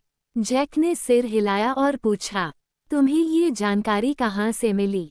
मैं इसे खरीदा। आपने इसे खरीदा? कहाँ? कैसे? जैक थोड़ा आश्चर्यचकित हुआ। उसने कभी नहीं सोचा था कि इस प्रकार की बुद्धि इतनी आसानी से खरीदी जा सकती है।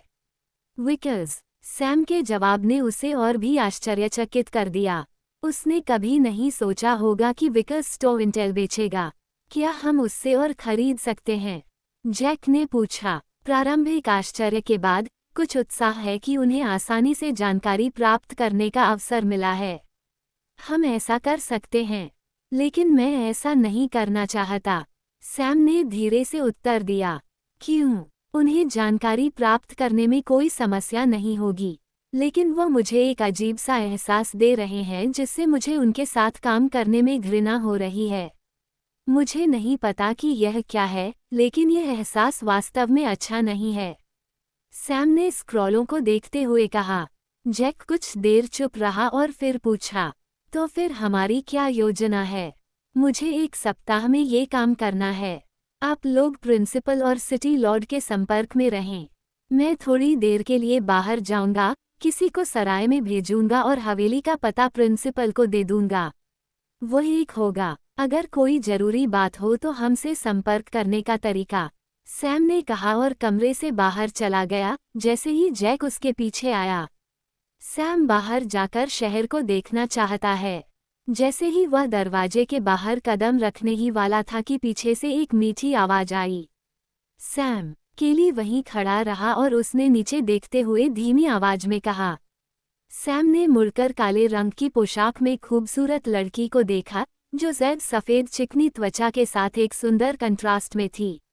उसके लाल होंठ, कामुक आकृति और सुंदर चेहरा किसी भी आदमी पर विपत्ति ला सकता है। लेकिन सैम केवल 1 सेकंड के लिए चकित रह गया और उसने पूछा, हाँ, मिस केली, क्या आप शहर जा रहे हैं? केली ने उसी मधुर और धीमी आवाज में पूछा।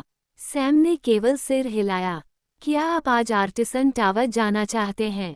मेरे पिता ने मुझसे आपको वहां ले जाने के लिए कहा था। उसने सैम के खूबसूरत चेहरे और तीखी आंखों से बचने की कोशिश करते हुए पूछा। सैम ने एक पल के लिए सोचा और सिर हिलाया। वे दोनों साथ साथ चलते हुए नगर में गए। जिस हवेली में वे रह रहे हैं वह शहर के पूर्वी हिस्से में है और प्रिंसिपल जिस सराय में रह रहे हैं वह भी उसी क्षेत्र में है। कारीगर टावर शहर के पश्चिमी भाग में है। वे हलचल भरे शहर के चारों ओर देखते हुए धीरे धीरे चले। फाल्कन चट्टान शहर एक चट्टान के तल के पास है जो व्हर्लविंड फाल्कन्स का क्षेत्र है जो शहर की उत्तरी दिशा में है।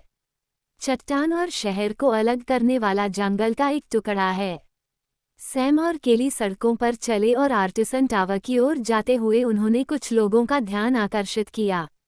आखिरकार, एक सुंदरता और एक सुंदर व्यक्ति का काले परिधान में एक साथ घूमना कोई रोजमर्रा की बात नहीं है, लेकिन उन्होंने ज्यादा हंगामा नहीं मचाया। सैम सड़कों पर ध्यान दे रहा है और देख रहा है कि क्या उसे गिरोहों के बारे में कोई जानकारी मिल सकती है। विकस द्वारा दी गई जानकारी में उन्होंने बताया कि चारों छोटे गिरोहों का मुख्यालय उनके क्षेत्र में ही है। लेकिन दोनों प्रमुख संगठनों का मुख्यालय उत्तरी क्षेत्र में है, जहां आमतौर पर शहर के बड़े लोग रहते हैं।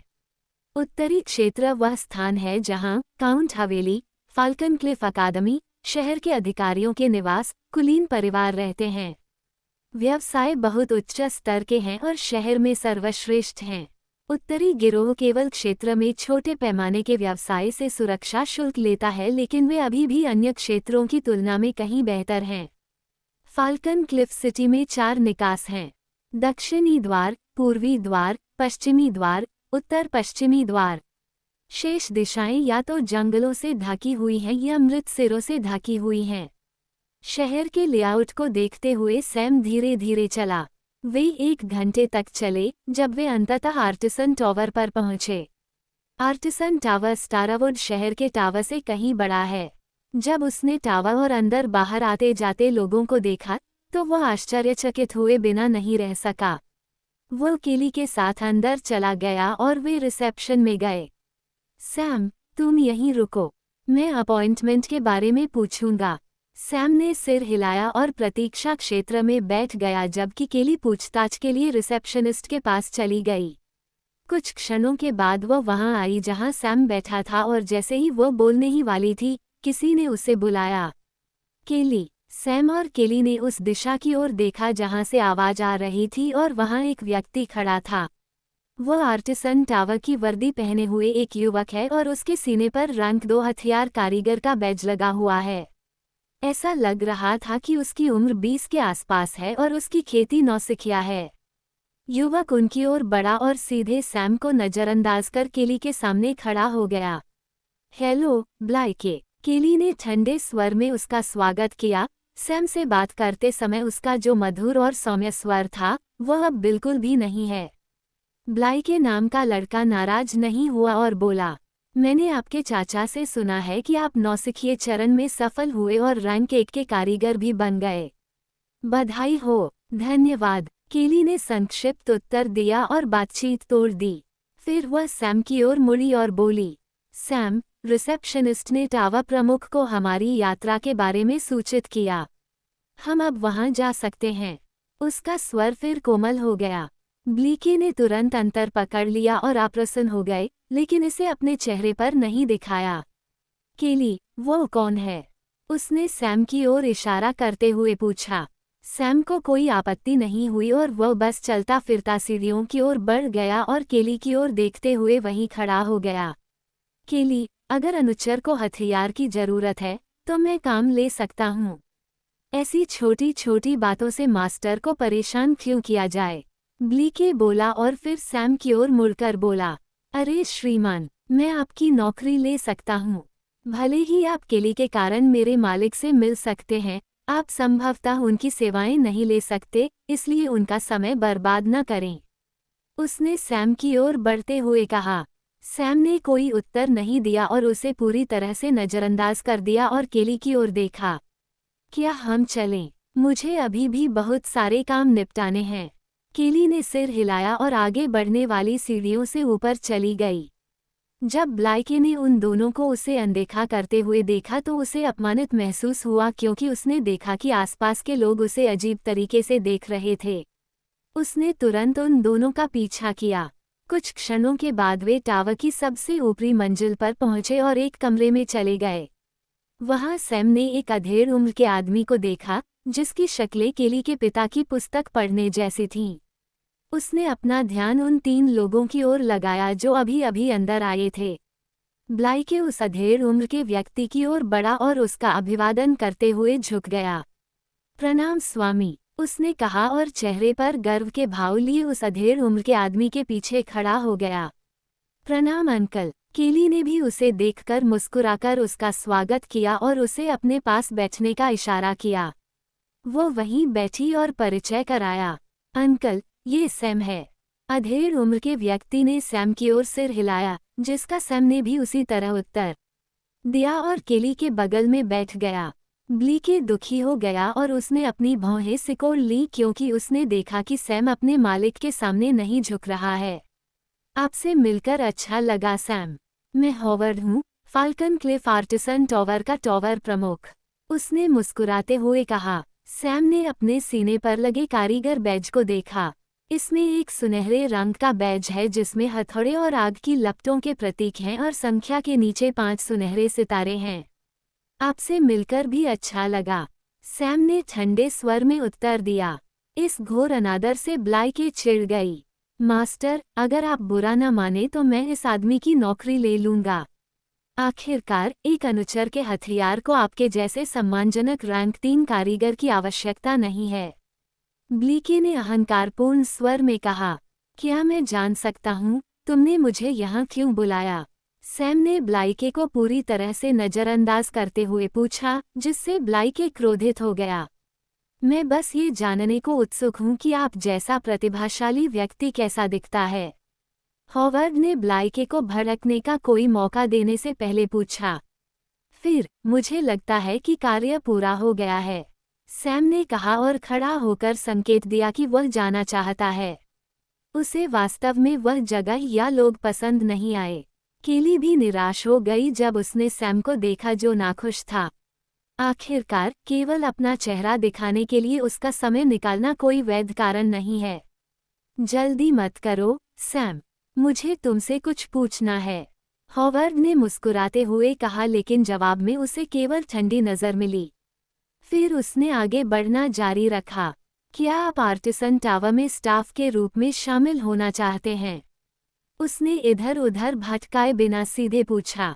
दिलचस्पी नहीं है, सैम ने सीधे उत्तर दिया, जिससे हॉवर्ड थोड़ा निराश हुआ।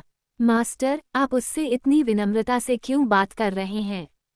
बातचीत के दौरान ब्लीके रुका और फिर उसने केली की ओर देखा।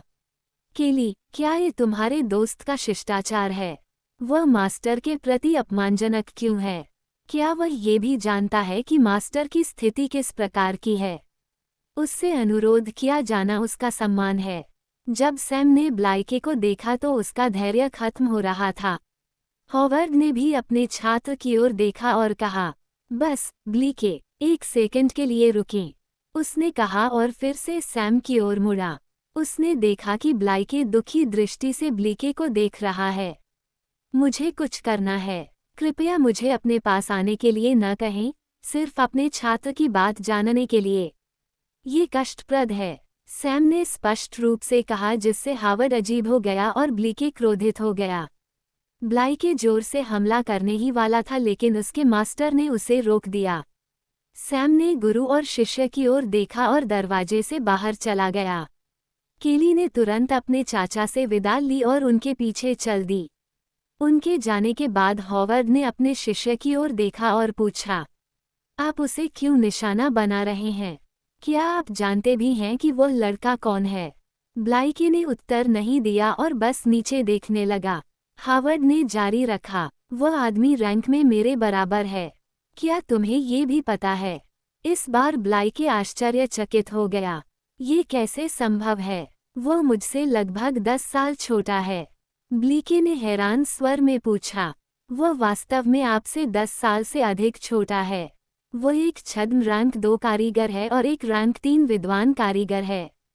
उसके पास आपसे गर्व करने के लिए बहुत सारे कारण हैं और मैंने उसे सींग मारते हुए नहीं देखा है। यहाँ आप हैं सीधे सीधे पूछ रहे हैं कि आप उसके लिए हथियार बनाएंगे। क्या आप ऐसा करने के लायक भी हैं? विनम्र बनना सीखें, उन्होंने कहा और अपने शिष्य को अकेला छोड़ दिया। सैम और केली नीचे चल रहे हैं। सैम का ठंडा रूप देखकर केली थोड़ी घबरा गई। हालांकि वह आम तौर पर ऐसा ही दिखता है, वह ये सोचे बिना नहीं रह सकी कि मुलाकात के कारण वह ठंडा हो गया है। मुझे खेद है, उसने सौम्य स्वर में माफी मांगी।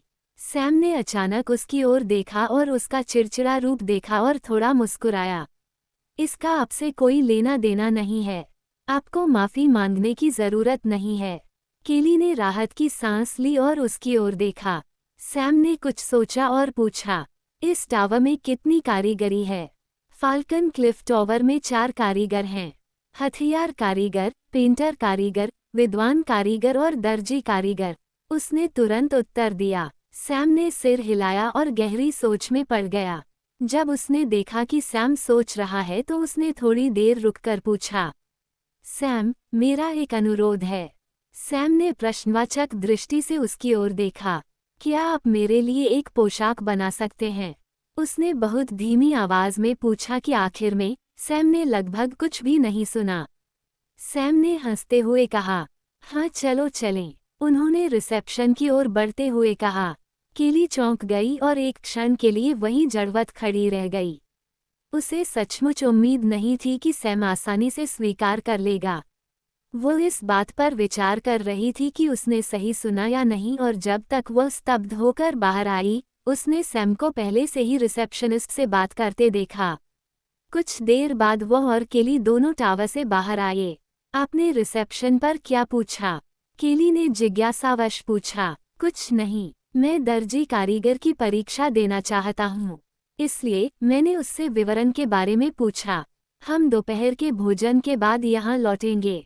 मैं परीक्षा देते समय तुम्हें कपड़े पहनाऊंगा, उसने मुस्कुराते हुए कहा। बहुत बहुत धन्यवाद सैम। केली उत्साहित हो गई। उसके पास वास्तव में फ्रेया की डींगें हाँकने के लिए बहुत कुछ था। सैम बस मुस्कुराया और दोनों पास के एक रेस्तरां की ओर चल दिए। रेस्तरां बहुत उच्च स्तरीय और शानदार है। इसमें 5 मंजिलें हैं और यहाँ तक कि वेट्रेस और रिसेप्शनिस्ट भी शानदार कपड़े पहनती हैं। एक परिचारक ने उनका स्वागत किया और पूछा, सर, आप किस मंजिल पर खाना खाना चाहते हैं? सैम थोड़ा असमंजस में था, तभी केली ने उसे किनारे से समझाया। प्रत्येक मंजिल पर सेवा और भोजन में अंतर है। पहली मंजिल पर केवल सामान्य भोजन परोसा जाता है। दूसरी मंजिल पर लेवल 1 के जानवरों को परोसा जाता है, लेकिन सेवा सामान्य है और जानवरों को पाला जाता है। तीसरी मंजिल पर लेवल 1 के जानवर हैं और वे जंगली खेल हैं। चौथी मंजिल निचले स्तर के स्तर 2 के जानवरों के लिए है और 5वीं मंजिल मध्य चरण और अंतिम चरण के स्तर 2 के जानवरों के लिए है। मंजिल जितनी ऊंची होगी, सेवा उतनी ही अधिक होगी। ओह, फिर हम 5वीं मंजिल पर जाएंगे, सैम ने अटेंडेंट की ओर देखते हुए कहा। अटेंडेंट ने मुस्कुरा कर कहा, सर, 5वीं मंजिल पर भोजन करने के लिए आपके पास एक गोल्डन ग्रेड वीआईपी कार्ड होना चाहिए। कार्ड प्राप्त करने के लिए आपको 10,000 स्पिरिट स्टोन का भुगतान करना होगा और आपके पास एक निश्चित स्थिति भी होनी चाहिए। उनके चेहरे पर मुस्कान अब भी है और आवाज बिल्कुल विनम्र थी। ये स्थिति पर्याप्त होगी, मुझे लगता है। सैम ने अपना विद्वान कारीगर बैज दिखाया और परिचारक स्पष्ट रूप से आश्चर्यचकित हो गया। वह स्तब्धता से बाहर आई और जल्दी से बोली, मुझे हमारे मैनेजर को फोन करने दीजिए, उसने कहा और तेजी से चली गई।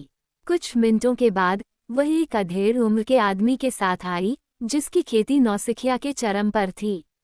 उसने काला वस्त्र पहना था और उसका चेहरा साफ सुथरा और थोड़ा पीला था। उसके कंधे तक लंबे बाल हैं। उसे हैंडसम माना जा सकता है। वह सैम की ओर चला और विनम्रता से उनका स्वागत किया। मैंने सुना है कि यहाँ की युवा महोदय सम्मानित स्थिति में हैं। क्षमा करें, स्वयं आपका स्वागत न कर पाने के लिए। उनकी आवाज़ नम्र और शालीन थी। सैम ने उस आदमी और उसकी गहरी भूरी आंखों की ओर देखा और उत्तर दिया, आप बहुत विनम्र हैं। क्या मैं आपके बैज पर एक नज़र डाल सकता हूँ? मैनेजर ने पूछा। सैम ने सिर हिलाया और अपना कारीगर बैज आगे बढ़ा दिया, ये सत्यापित करते हुए कि यह प्रामाणिक है। वह और अधिक मुस्कुराया और फिर कहा, मैं तुरंत औपचारिकताएं पूरी कर लूँगा। आप भोजन करने के बाद अपना वीआईपी कार्ड प्राप्त कर सकते हैं। आप अपने भोजन के बिल के साथ भुगतान कर सकते हैं। मैनेजर ने अटेंडेंट को 5वीं मंजिल पर ले जाने का इशारा करते हुए कहा। सैम और केली 5वीं मंजिल के निजी कमरे में बैठे थे। उसने खिड़की से नज़ारा देखा। फिर सैम ने एक तरफा कांच के दरवाजे के माध्यम से 5वीं मंजिल के हॉल के बीच में कृत्रिम तालाब को देखा। फर्श की सभी टाइलें काले रंग की हैं और यहाँ तक कि तालाब के नीचे का फर्श भी काले रंग का है। यहाँ तक कि फर्नीचर भी काले रंग की लकड़ी से बनाया गया है। जल्द ही वेट्रेस उनके द्वारा ऑर्डर किए गए व्यंजन लेकर आ गई। सैम ने उग्र भालू का स्टेक काटा, जो एक अग्नि प्रकार का जानवर है। केली ने भी खाना शुरू कर दिया। थोड़ी देर बाद उसने सैम से पूछा, आपने वीआईपी कार्ड क्यों लिया? मुझे नहीं लगता कि आप अक्सर यहाँ रुकते होंगे, है ना? उसने स्पष्ट जिज्ञासा से पूछा। वो ये सोचने से बेहतर जानती थी कि उसने उसे प्रभावित करने के लिए काट लिया था। इसलिए उसने उससे पूछा, उसने केवल एक समय का भोजन करने के लिए इतना खर्च क्यों किया? आखिरकार लेवल 2 के जानवर सैम के खाने के लिए उसकी पहुंच से दूर नहीं हैं। सैम ने कोई जवाब नहीं दिया और बस मुस्कुरा दिया। केली ने भी आगे जांच नहीं की और खाना जारी रखा। खाना खत्म करने के बाद सैम ने 10,000 स्पिरिट स्टोन के साथ बिल का भुगतान किया और गोल्डन कार्ड लिया, जो वीआईपी ग्राहक की स्थिति दर्शाता था।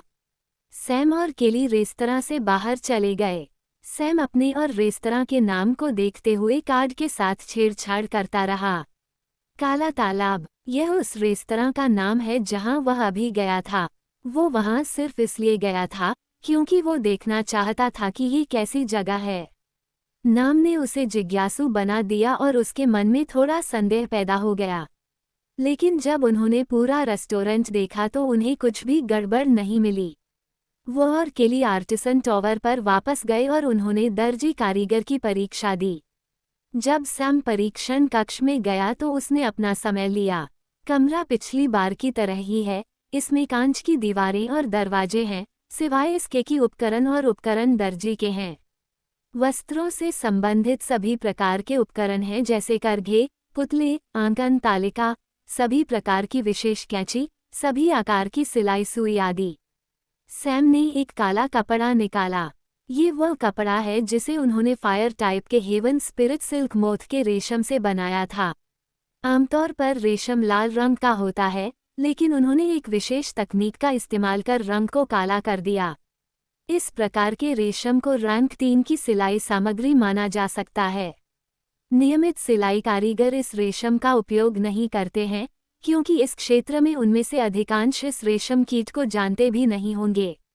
सैम ने केली से एक पोशाक ली जिसका उपयोग वह उसका माप लेने के लिए कर रहा है। वह अब बाहर से दर्शकों के साथ साथ देख रही है।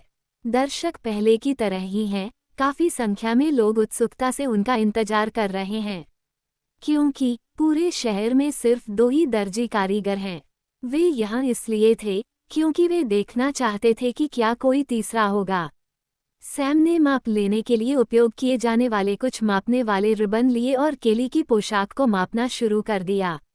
जब केली ने ये देखा तो वह शर्मा गई और उसका चेहरा चेरी की तरह लाल हो गया। सैम ने उस पर ध्यान नहीं दिया और वह अपनी ही दुनिया में है। जब उसने माप देखा तो वह विचार करने लगा कि उसे कौन सी पोशाक बनानी है। क्योंकि केली का शरीर फ्रेया या हेली की तुलना में अधिक परिपक्व है और अगर वह अपनी सुंदरता बढ़ाना चाहती है तो उसे एक अलग शैली के बारे में सोचने की जरूरत है। सैम ने अपना समय लिया और दूसरों को संदेह होने लगा कि वह क्या सोच रहा है। उसे क्या हुआ? हाँ, वो कुछ क्यों नहीं कर रहा है? मुझे लगता है कि वह पहले से झांसा दे रहा है। मुझे भी ऐसा लगता है। आखिरकार वह युवा है। यहाँ क्या हो रहा है? एक अधिकारपूर्ण आवाज ने सारी चर्चा बंद कर दी। हॉवर्ड आगे आया और केली के पास खड़ा हुआ और पूछा, क्या वह परीक्षा दे रहा है? केली ने बस सिर हिलाया और सैम की ओर देखते हुए वहीं खड़ी हो गई। दिलचस्प, टावर हेड बुदबुदाया और वह भी वहीं खड़ा हो गया। आखिरकार सैम को एक विचार आया और उसने एक कागज और एक ब्रश निकाला। उसने इसे एक मेज पर रखा और इससे ठीक पहले वह चित्र बनाने वाला था, उसने खुद से बुदबुदाया, बेहतर होगा कि मैं अपने लिए एक कलम बना लूं। फिर उसने केली की आकृति की कल्पना करते हुए एक पोशाक बनाना शुरू कर दिया। कुछ निशानों और त्रुटिपूर्ण रेखाचित्रों के बाद उसने अंततः निर्णय लिया कि क्या बनाया जाए और फिर उसने वह काला कपड़ा निकाला जो उसने पहले तैयार किया था। उसने कपड़े पर निशान लगाया और माप के अनुसार उसे विशेष रूप से बनी कैंची से काटा। उसके पास समय नहीं है, उसके पास वो चीजें हैं जिनकी उसे जरूरत है। वो उन्हें सीधे पुतले के पास नहीं ले गए। इसके बजाय उसने अपने भंडार से लकड़ी के 2 गोलाकार तख्ते निकाले। गोलाकार फ्रेम एक विशिष्ट आकार के होते हैं, जिनमें से एक फ्रेम का बाहरी व्यास दूसरे फ्रेम के आंतरिक व्यास के समान होता है। उसने कपड़ा लिया और उसका एक भाग दोनों तख्तों के बीच में लगा दिया। उन्होंने धातु के फ्रेम जैसे स्टूल पर लकड़ी के फ्रेम को इस तरह से टिकाया कि कपड़े की सतह फर्श के समानांतर हो और कपड़े के नीचे की जगह खोखली हो। सैम फर्श पर बैठ गया और एक लंबी सुई निकाली, जिसके एक तरफ हुक लगा हुआ था। उसने एक धागे का बंडल निकाला जो कि काले रंग का भी है। उसने कपड़े के नीचे काला धागा डाला और फिर हुक की तरफ से सुई घोंप दी। हुक ने धागे को पकड़ रखा था और जब उसने उसे छेद के माध्यम से खींचा तो उसने पहले हुक मारा और कपड़े की सतह से धागे का एक छोटा सा लूप बाहर आ गया। फिर उसने कपड़े को लूप के बीच में दबाया और धागे का एक और छोटा लूप खींचा और एक बहुत छोटी गांठ बनाई और यह प्रक्रिया जारी रही और कुछ क्षणों के बाद उसने कपड़े पर मेपल के पत्ते का पैटर्न बनाया। उसने कई पत्तों के पैटर्न बनाए और उसके बाद कपड़े का जो हिस्सा फ्रेम में था उसे बदल दिया और कपड़े का दूसरा हिस्सा लगा दिया। जल्द ही उनके द्वारा तैयार किए गए सभी परिधानों पर काले पत्तों वाले पैटर्न की कढ़ाई की गई। यद्यपि कपड़ा और कढ़ाई एक ही रंग के हैं, फिर भी धागे की मोटाई में अंतर के कारण प्रदान किए गए कंट्रास्ट के कारण उन्हें स्पष्ट रूप से देखा जा सकता है। सफल कढ़ाई देखकर सैम संतुष्टि से मुस्कुराया। जब दर्शकों की नज़र उस पर पड़ी तो वे असमंजस में पड़ गए। वो किस प्रकार की तकनीक है? ये वो सवाल है जो हर किसी के मन में कौंध रहा है। निस्संदेह वे यह नहीं जानते होंगे, क्योंकि यह एक पारंपरिक भारतीय कढ़ाई तकनीक है जिसे आरी कहा जाता है, जिसे मदगम भी कहा जाता है। इन लोगों को ये कैसे पता होगा? सैम महिला पुतले की ओर चला गया और ड्रेस सिलने लगी। जल्द ही पोशाक ने आकार ले लिया। सैम अभी जो कर रहा है वह दर्शकों के लिए बिल्कुल अपरिचित था। यह एक गाउन की तरह दिखता था, लेकिन इसे इतना पतला कहा जा सकता है। वे इसका निर्णय नहीं कर सकते क्योंकि सैम एक पारंपरिक चीनी पोशाक बना रहा है। यह एक चेओंगसम है, कॉलर के साथ काला चोंगसम। इसमें छाती के दाहिनी ओर बटन होते हैं। पोशाक पिंडलियों से नीचे लगभग टखनों तक पहुंची हुई थी। दाहिनी ओर घुटने तक स्लिट है, जो तब तक दिखाई नहीं देगा जब तक वे जोरदार आंदोलन नहीं करेंगे। सैम ने विशेष रूप से यह चोंगसम इसलिए बनाया क्योंकि उनके लिए भारतीय साड़ी के अलावा चेओंगसम ही एकमात्र ऐसी चीज है जो केली जैसी महिला की सुंदरता को बढ़ाती है। जब शारीरिक विशेषताओं और त्वचा का आकर्षण एक निश्चित स्तर तक पहुंच जाता है तो उनकी सुंदरता केवल साधारण कपड़ों से ही बढ़ाई जा सकती है। यही वजह है कि उन्होंने हेली और फ्रेया की ड्रेसेज की तरह फालतू कढ़ाई नहीं की। चोंगसम पूरा होने के बाद सैम पोशाक को परीक्षण मंच पर ले गया। मूल रूप से दर्जी कारीगरों का परीक्षण ज्यादातर कौशल और सामग्री के प्रभावी उपयोग के लिए किया जाता है। यद्यपि कपड़े का उपयोग ज्यादातर रक्षा के लिए किया जाता है, कपड़े के उपयोग के माध्यम से प्राप्त की जा सकने वाली रक्षा की प्रभावशीलता परीक्षण में सबसे महत्वपूर्ण है। इतना ही नहीं, परीक्षण में सुंदरता और सौंदर्य शास्त्र को भी ध्यान में रखा जाएगा। कुछ मिनटों के इंतजार के बाद मंच पर रौनक आ गई। एक बिल्ला दिखाई दिया। इस बार भी बैज काले रंग का है। हर कोई आश्चर्य से हौंफने लगा, लेकिन जब उन्होंने बैज पर नंबर देखा तो आश्चर्य में बदल गया। जैसे ही परिणाम स्क्रीन पर दिखाई दिया, सैम ने बैज अपने हाथों में पकड़ लिया। उत्पाद का नाम अज्ञात, प्रोडक्ट का प्रकार पोशाक, निर्माता सैम, उत्पाद की रैंक 3। इसके नीचे 6 सुनहरे सितारे हैं। इसी प्रकार कपड़ा और सुई का भी प्रतीक है। एक संख्या 3, कुल 6 सितारे। सैम ऐसे ही एक छद्म रैंक 3 कारीगर बन गया। सैम ड्रेस और बैज के साथ बाहर निकलने की ओर चल दिया। आखिरकार केली ने पोशाक पर अच्छी नज़र डाली। जब उसने ड्रेस को ध्यान से देखा तो उसकी आंखें लगभग सितारों से भर गईं। कुशल शिल्प कौशल, परिरूप, अति सुंदर लुक ने उसकी सांसें छीन लीं। जब सैम ने उसका प्रेम विह्वल मूर्ख जैसा रूप देखा तो उसने पोशाक दूर रख दी और कहा, यह अभी तैयार नहीं है, मैं इसे कल सुबह तुम्हें दे दूंगा। सैम ने उसकी उम्मीदों पर ठंडा पानी डालते हुए कहा। जैसे ही सूरज डूबने लगा, वे दोनों वापस हवेली की ओर चल पड़े। उसी समय एक अन्य व्यक्ति पूर्वी क्षेत्र से उत्तरी क्षेत्र की ओर चल रहा है। ये लड़का सैम से बेहद परिचित है। यह कोई और नहीं बल्कि ईसेन है। आज सैम केली के साथ बाहर जाने के बाद जैक उसे हवेली दिखाने के लिए प्रिंसिपल से मिलने गया। ईसेन ने साथ टैग किया और जब उसने हवेली देखी तो वह ईर्ष्या से जलने लगा। तभी एक और खबर ने उन्हें और भी गुस्सा दिला दिया। ये केली और सैम के एक साथ बाहर जाने की खबर है। इससे उसे और भी ईर्ष्या होने लगी। वह लगभग पूरी हवेली को नष्ट करना चाहता था। वो एक असाइनमेंट देने के लिए पिरान्हा संगठन की ओर चल रहा है। ईसेन एक सुनसान रेस्तरां में गया और सीधे एक निजी कमरे में चला गया। काले कपड़ों में एक आदमी है जो बिना कुछ किए मेज पर बैठकर अपना चेहरा भी ढक चुका है। ईसेन मेज पर बैठ गया और मेज पर एक नोट रख दिया। जब दूसरे हिस्से ने नोट देखा तो उसने तुरंत आंख मिलाकर पूछा, क्या काम है? उस आदमी ने भर्राए आवाज में पूछा। मुझे कुछ अपंग जानवरों की जरूरत है। वे एक आदमी के पालतू जानवर हैं। ईसेन ने उत्तर दिया। पालतू जानवर किस स्तर के हैं? आदमी किस स्तर का है? कितने जानवर हैं? वे स्तर 1 के शिखर पर हैं। 2 पैंथर प्रकार के जानवर। वो व्यक्ति स्तर 3 के अनुचर के शिखर पर है। क्या आप जानते हैं वह कहाँ रहता है? ईसेन ने पते का एक नोट निकाला और उसे आगे बढ़ा दिया। तब उसने कहा, एक बात है, वह आदमी साधारण नहीं है। वो एक शिलालेख मास्टर, एक फॉर्मेशन मास्टर, एक कारीगर है। उसकी स्थिति ऊंची है। बेहतर होगा कि आप सतर्क रहें। ईसेन ने चेतावनी दी। काले कपड़े वाला लड़का 1 मिनट तक चुप रहा और बोला, कीमत ज्यादा होगी। जरूर। जबकि ईसेन सैम को सबक सिखाने के लिए कुछ साजिश रच रहा है। उक्त व्यक्ति अपनी हवेली में वापस आ गया है और दिव्य आयाम के अंदर टॉवर में चला गया है। सैम अभी काले चोंगसम पर अंकित कर रहा है जो उसने केली के लिए बनाया था। टावर में कुछ घंटे बिताने के बाद वह बाहर आया और रात का आसमान देखा। वह केली के कमरे में गया और ड्रास पार करके वापस सो गया।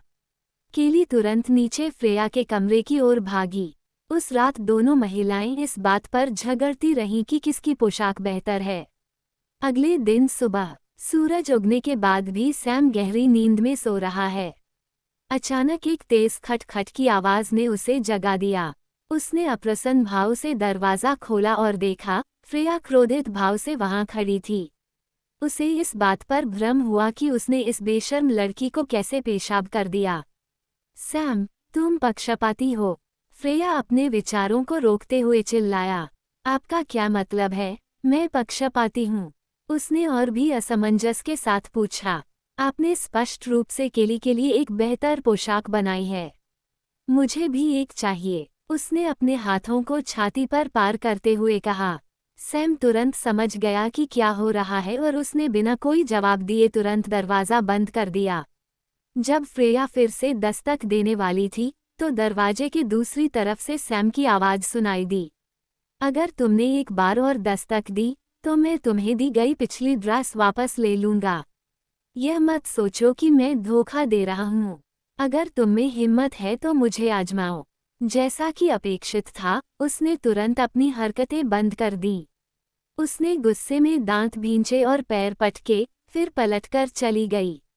सैम धीरे धीरे नहाया और नीचे चला गया और देखा कि फ्रेया लगातार दूसरों से शिकायत कर रही थी कि वो कितना अन्यायी था जब उसने उसे अपने कमरे में छोड़ दिया था।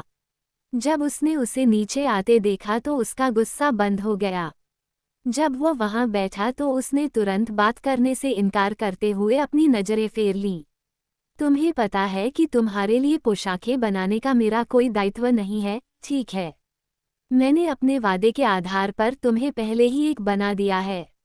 अब आप ऐसे व्यवहार कर रहे हैं मानो आप उस ड्रेस को पाने के हकदार हैं।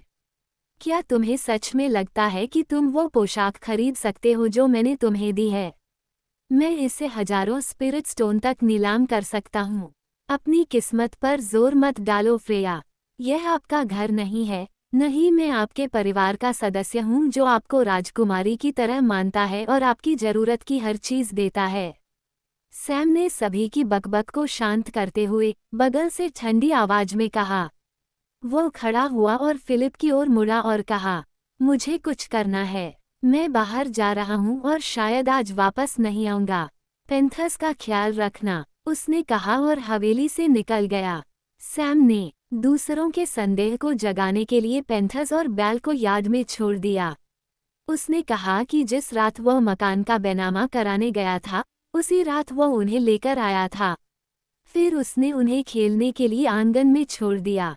वैसे भी इस सुनसान हवेली में ज्यादा लोग नहीं आएंगे, या ऐसा उसने सोचा। सैम ने कुछ छाया चूहों को हवेली में छोड़ दिया और बाकी चूहों के साथ फाल्कन क्लिफ की ओर चला गया।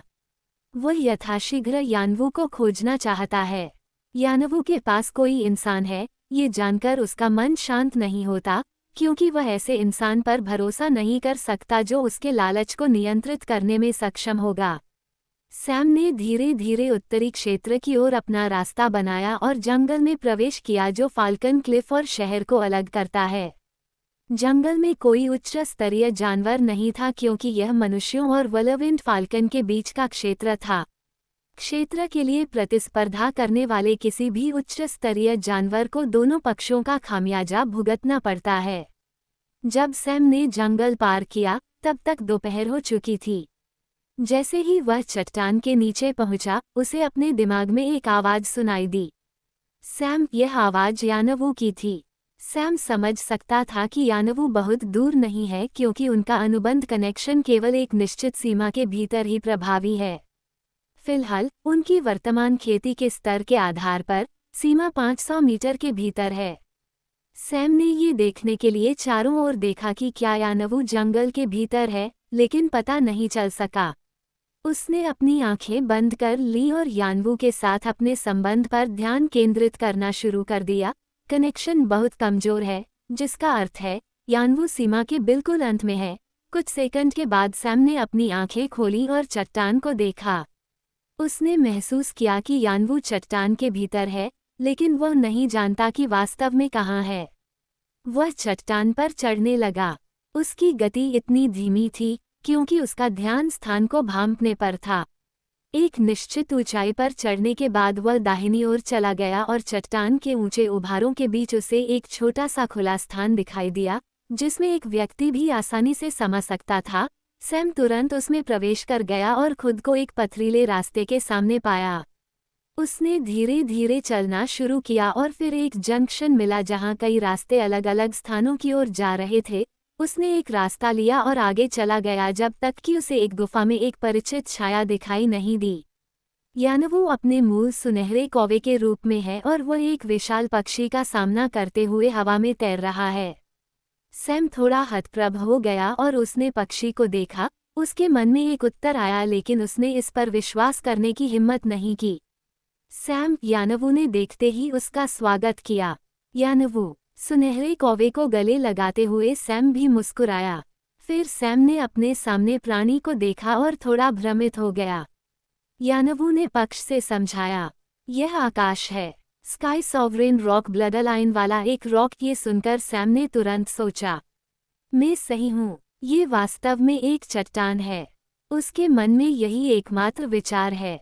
उसे क्या हुआ जब उसने चट्टान को सोते हुए देखा और उसमें अत्यधिक दर्द की अभिव्यक्ति देखी तो उसने पूछा। सैम ने बारीकी से देखा और पाया कि रॉक की खेती का स्तर उससे कहीं अधिक है। मैं इसे बाद में समझाऊंगा, पहले हम खेती करें। मेरे पास बहुत सारी ऊर्जा संग्रहित है, यानवू ने कहा और तुरंत अग्नि तत्व ऊर्जा को उस तक पहुंचाना शुरू कर दिया। सैम क्रॉस लेग करके बैठ गया और फिर यानवू के साथ ऊर्जा को पचाना शुरू कर दिया। वह तुरंत लेवल 4 के अनुचर के पास पहुंच गया क्योंकि वह काफी समय से किनारे पर था।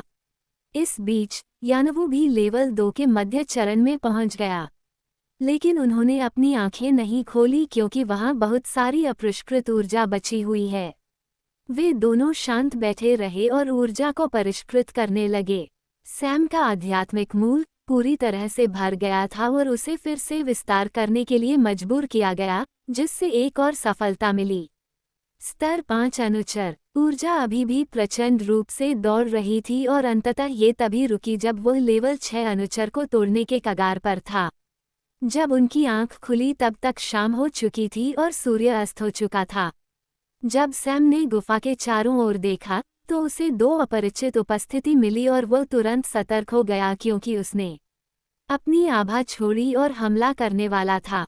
सैम वेट यानवू बगल से चिल्लाया और उसने खुद को हमला करने से रोक लिया।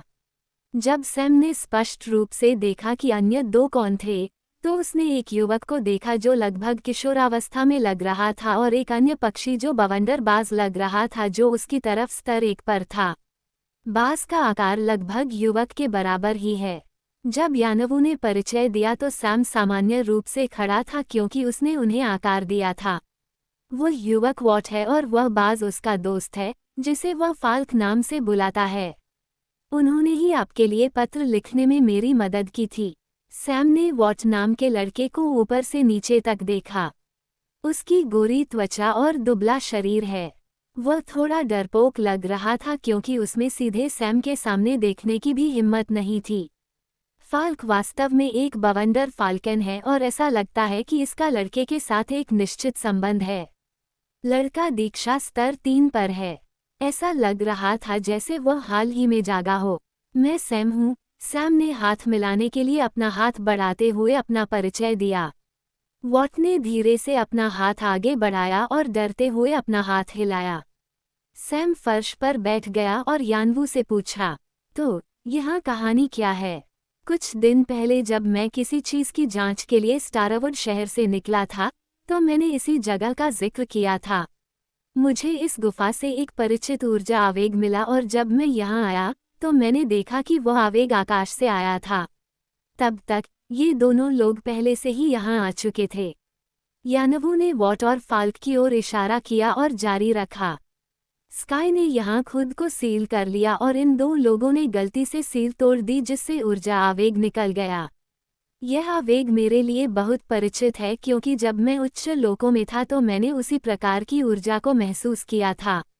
तुम्हारा मतलब है वह आकाश भी उच्चतर लोकों से है? सैम ने थोड़ा चौंकते हुए पूछा। वह पहले से ही थोड़ा हैरान है कि इस निचले क्षेत्र में यानवू जैसा एक उच्च क्षेत्र है। अब अगर वो किसी अन्य से मिलता है तो सैम को गंभीरता से संदेह होगा कि क्या कोई असामान्यता है। लेकिन सैम की चिंताएं निराधार थीं। नहीं, वो स्पष्ट रूप से इसी क्षेत्र से है। स्काई सॉवरेन रॉक वास्तव में एक उच्चतर प्राणी है, लेकिन स्काई एक सामान्य ग्रेट रॉक है जिसका रक्त वंश स्काई संप्रभु रॉक है। क्या आपने जो आवेग महसूस किया वह उस वंश का है? नहीं, वास्तव में जो ऊर्जा मुझे महसूस हुई वही कारण है कि आकाश ऐसा है। वह अग्नि विष से प्रभावित है, जो बिफेंग ब्लडलाइन की एक विशेष तकनीक है। ऐसा लगता है कि स्काई जिस जगह से है वहाँ बिफेंग ब्लडलाइन वाली एक प्रजाति है। यदि ये तथ्य नहीं होता कि दूसरा पक्ष शुद्ध बिफेंग नहीं है तो स्काई अब तक मर चुका होता। तो अब आप यहाँ क्यों हैं? आप ये बातें कैसे जानते हैं? दरअसल आकाश समय समय पर जाग सकता है, लेकिन वह ज़्यादा देर तक जाग नहीं पाएगा। मैं उसके शरीर से अग्नि विष को बाहर निकालना चाहता था। इससे न केवल उसे अपना जीवन बचाने में मदद मिलेगी बल्कि खेती के स्तर में भी वृद्धि होगी। हम आग के जहर को सीधे अवशोषित कर सकते हैं। हमारे पास कितना समय है? सैम ने आकाश की ओर देखते हुए पूछा।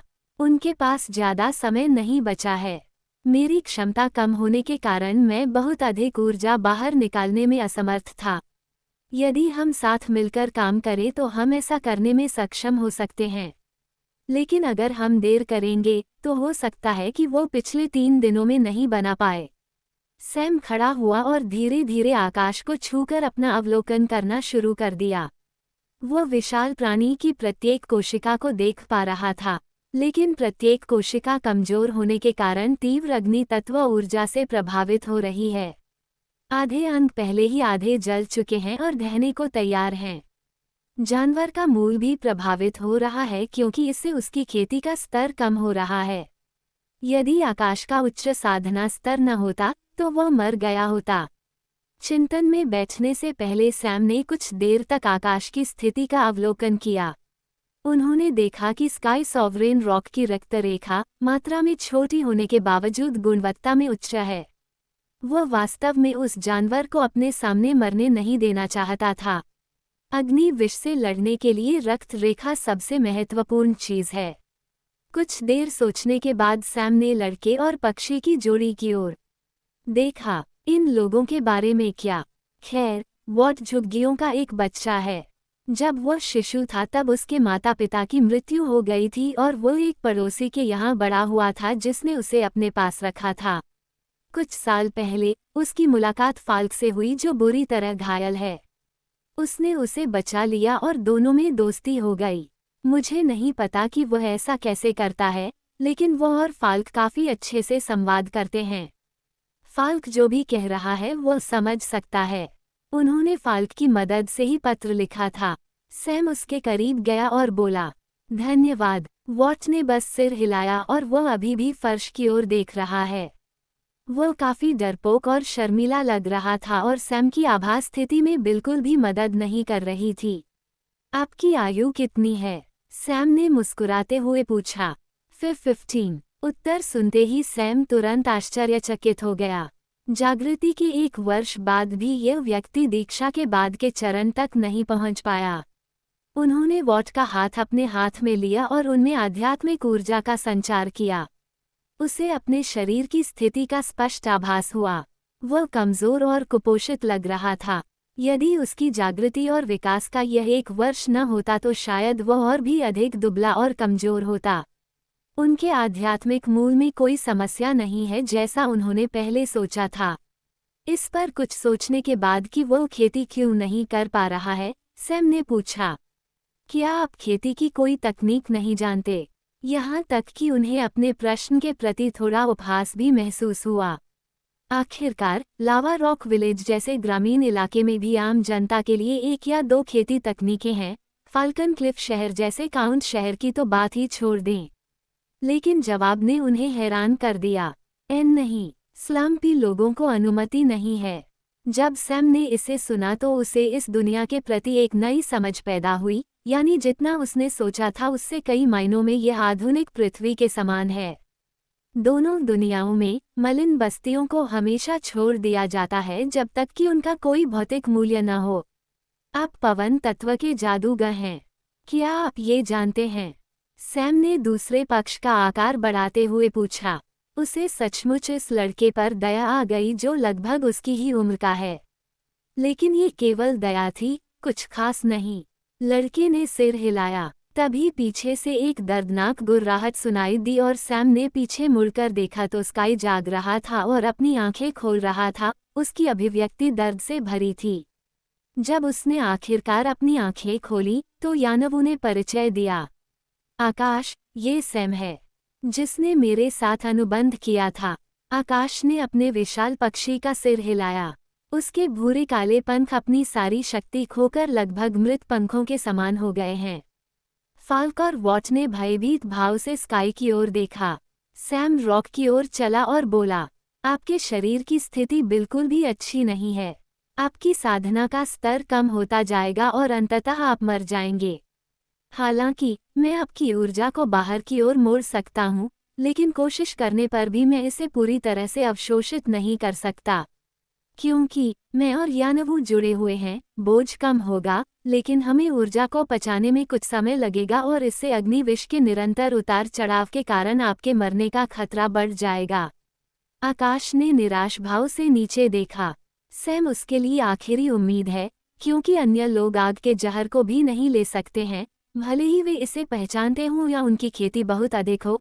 विफेन की अजीब रक्त रेखा प्रकृति के कारण एक समान रूप से शक्तिशाली और गुणवत्ता वाली रक्त रेखा की आवश्यकता होती है इसे निखारने के लिए।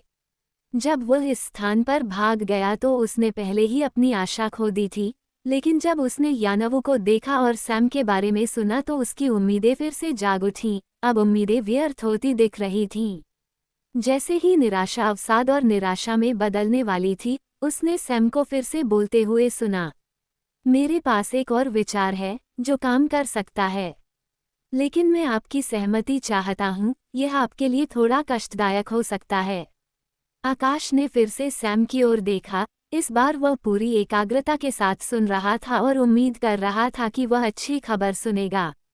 अगर मैं आपकी ऊर्जा को थोड़ा थोड़ा करके लेता हूँ तो आपको उतार चढ़ाव के साथ कुछ समस्या होगी, इसलिए मैं जितनी संभव हो उतनी ऊर्जा लेने की कोशिश करूँगा और यहाँ एकांत में रहूंगा जब तक कि मैं अनुचर के शिखर तक नहीं पहुँच जाता।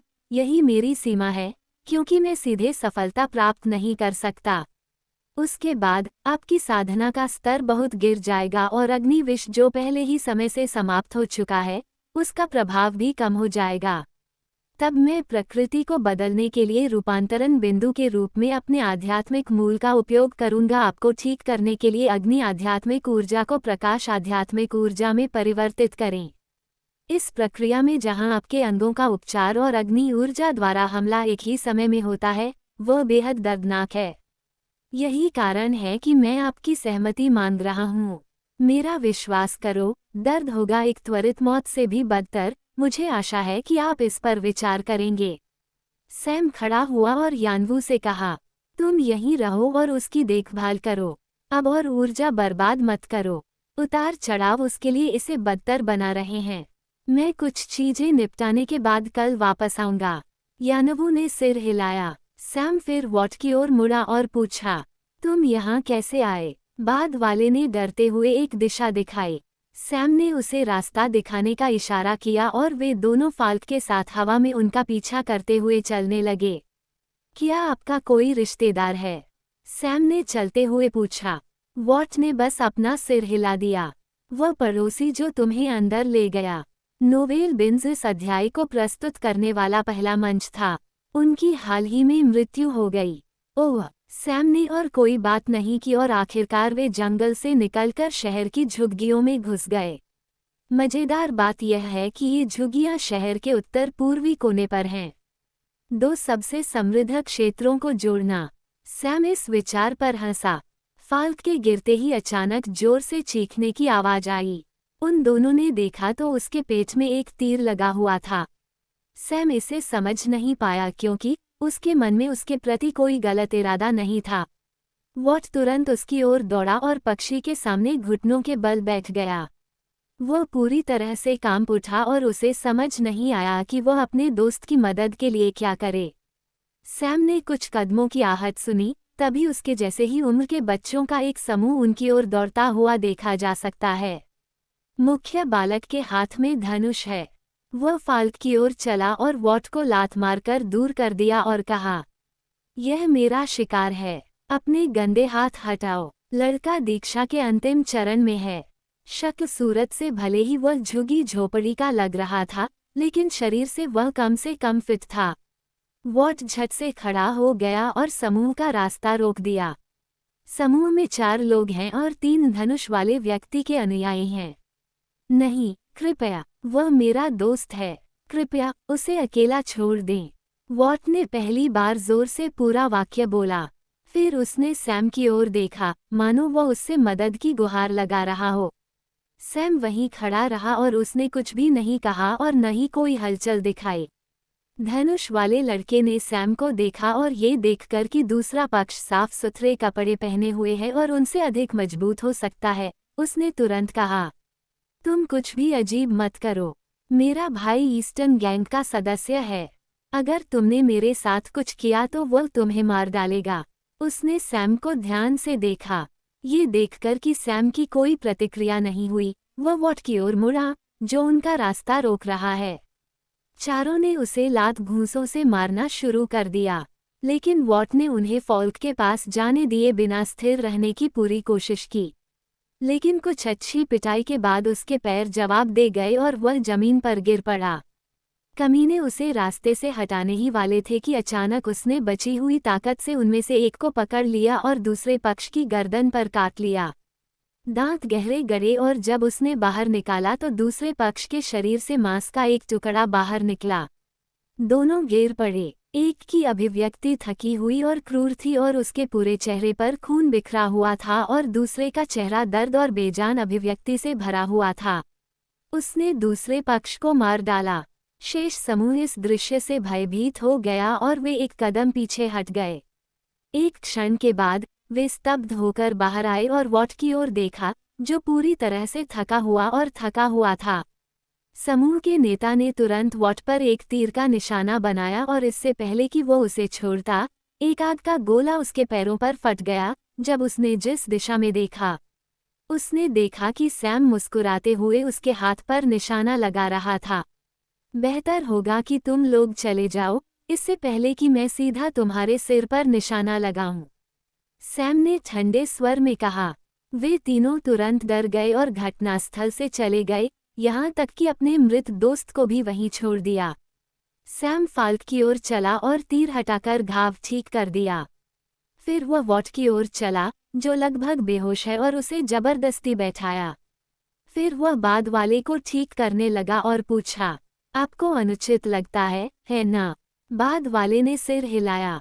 आप असहाय महसूस करते हैं, है ना? फिर से सिर हिलाया। तुम्हें गुस्सा आता है ना? फिर से सिर हिलाया। तुम मदद न करने पर मेरे चेहरे पर मुक्का मारना चाहते हो, है ना? वॉट ने सिर हिलाया। जिंदगी ऐसी ही है, आप इसे बेहतर ढंग से समझते हैं।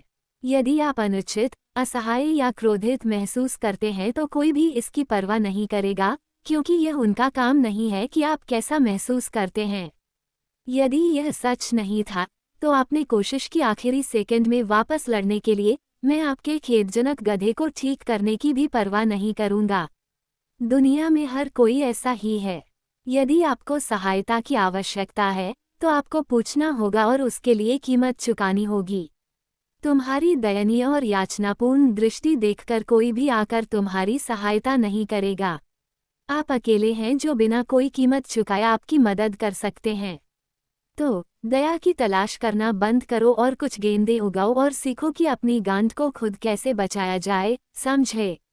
सैम ने सीधे उसकी आंखों में देखा और शब्द दर शब्द कहा।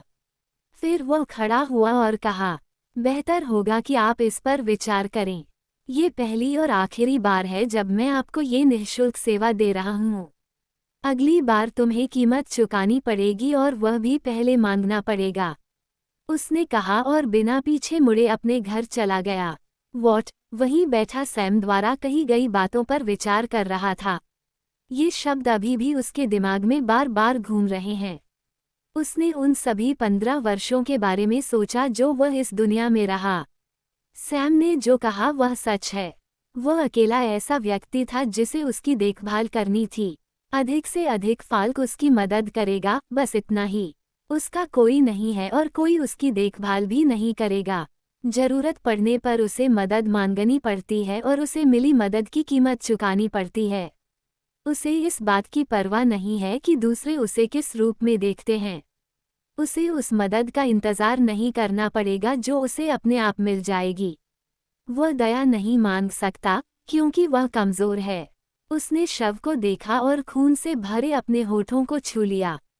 उसका हृदय ठंडा और दृढ़ हो गया। मुझे जीने के लिए खुद की मदद करनी होगी और अगर मैं ऐसा नहीं कर सकता तो मुझे इसकी कीमत चुकानी होगी और मदद मांगनी होगी, उसने सोचा और उस दिशा की ओर देखा जहां सैम गया था। वह दृढ़ता से खड़ा हुआ और फाल्क के साथ वापस जंगल में चला गया। जब सैम अपनी हवेली में वापस गया तो उसने वॉट के बारे में सोचा। शहर के पूर्वी क्षेत्र की ओर चलते हुए उन्होंने रात के दृश्य का आनंद लिया। उसने ये शब्द वॉट से कहे क्योंकि वह पहले भी ऐसा ही था। अपने पिछले जीवन में जब वह वॉट से बहुत छोटा बच्चा था, तब उसने ये सबक उससे कहीं अधिक कठोर तरीके से सीखा था।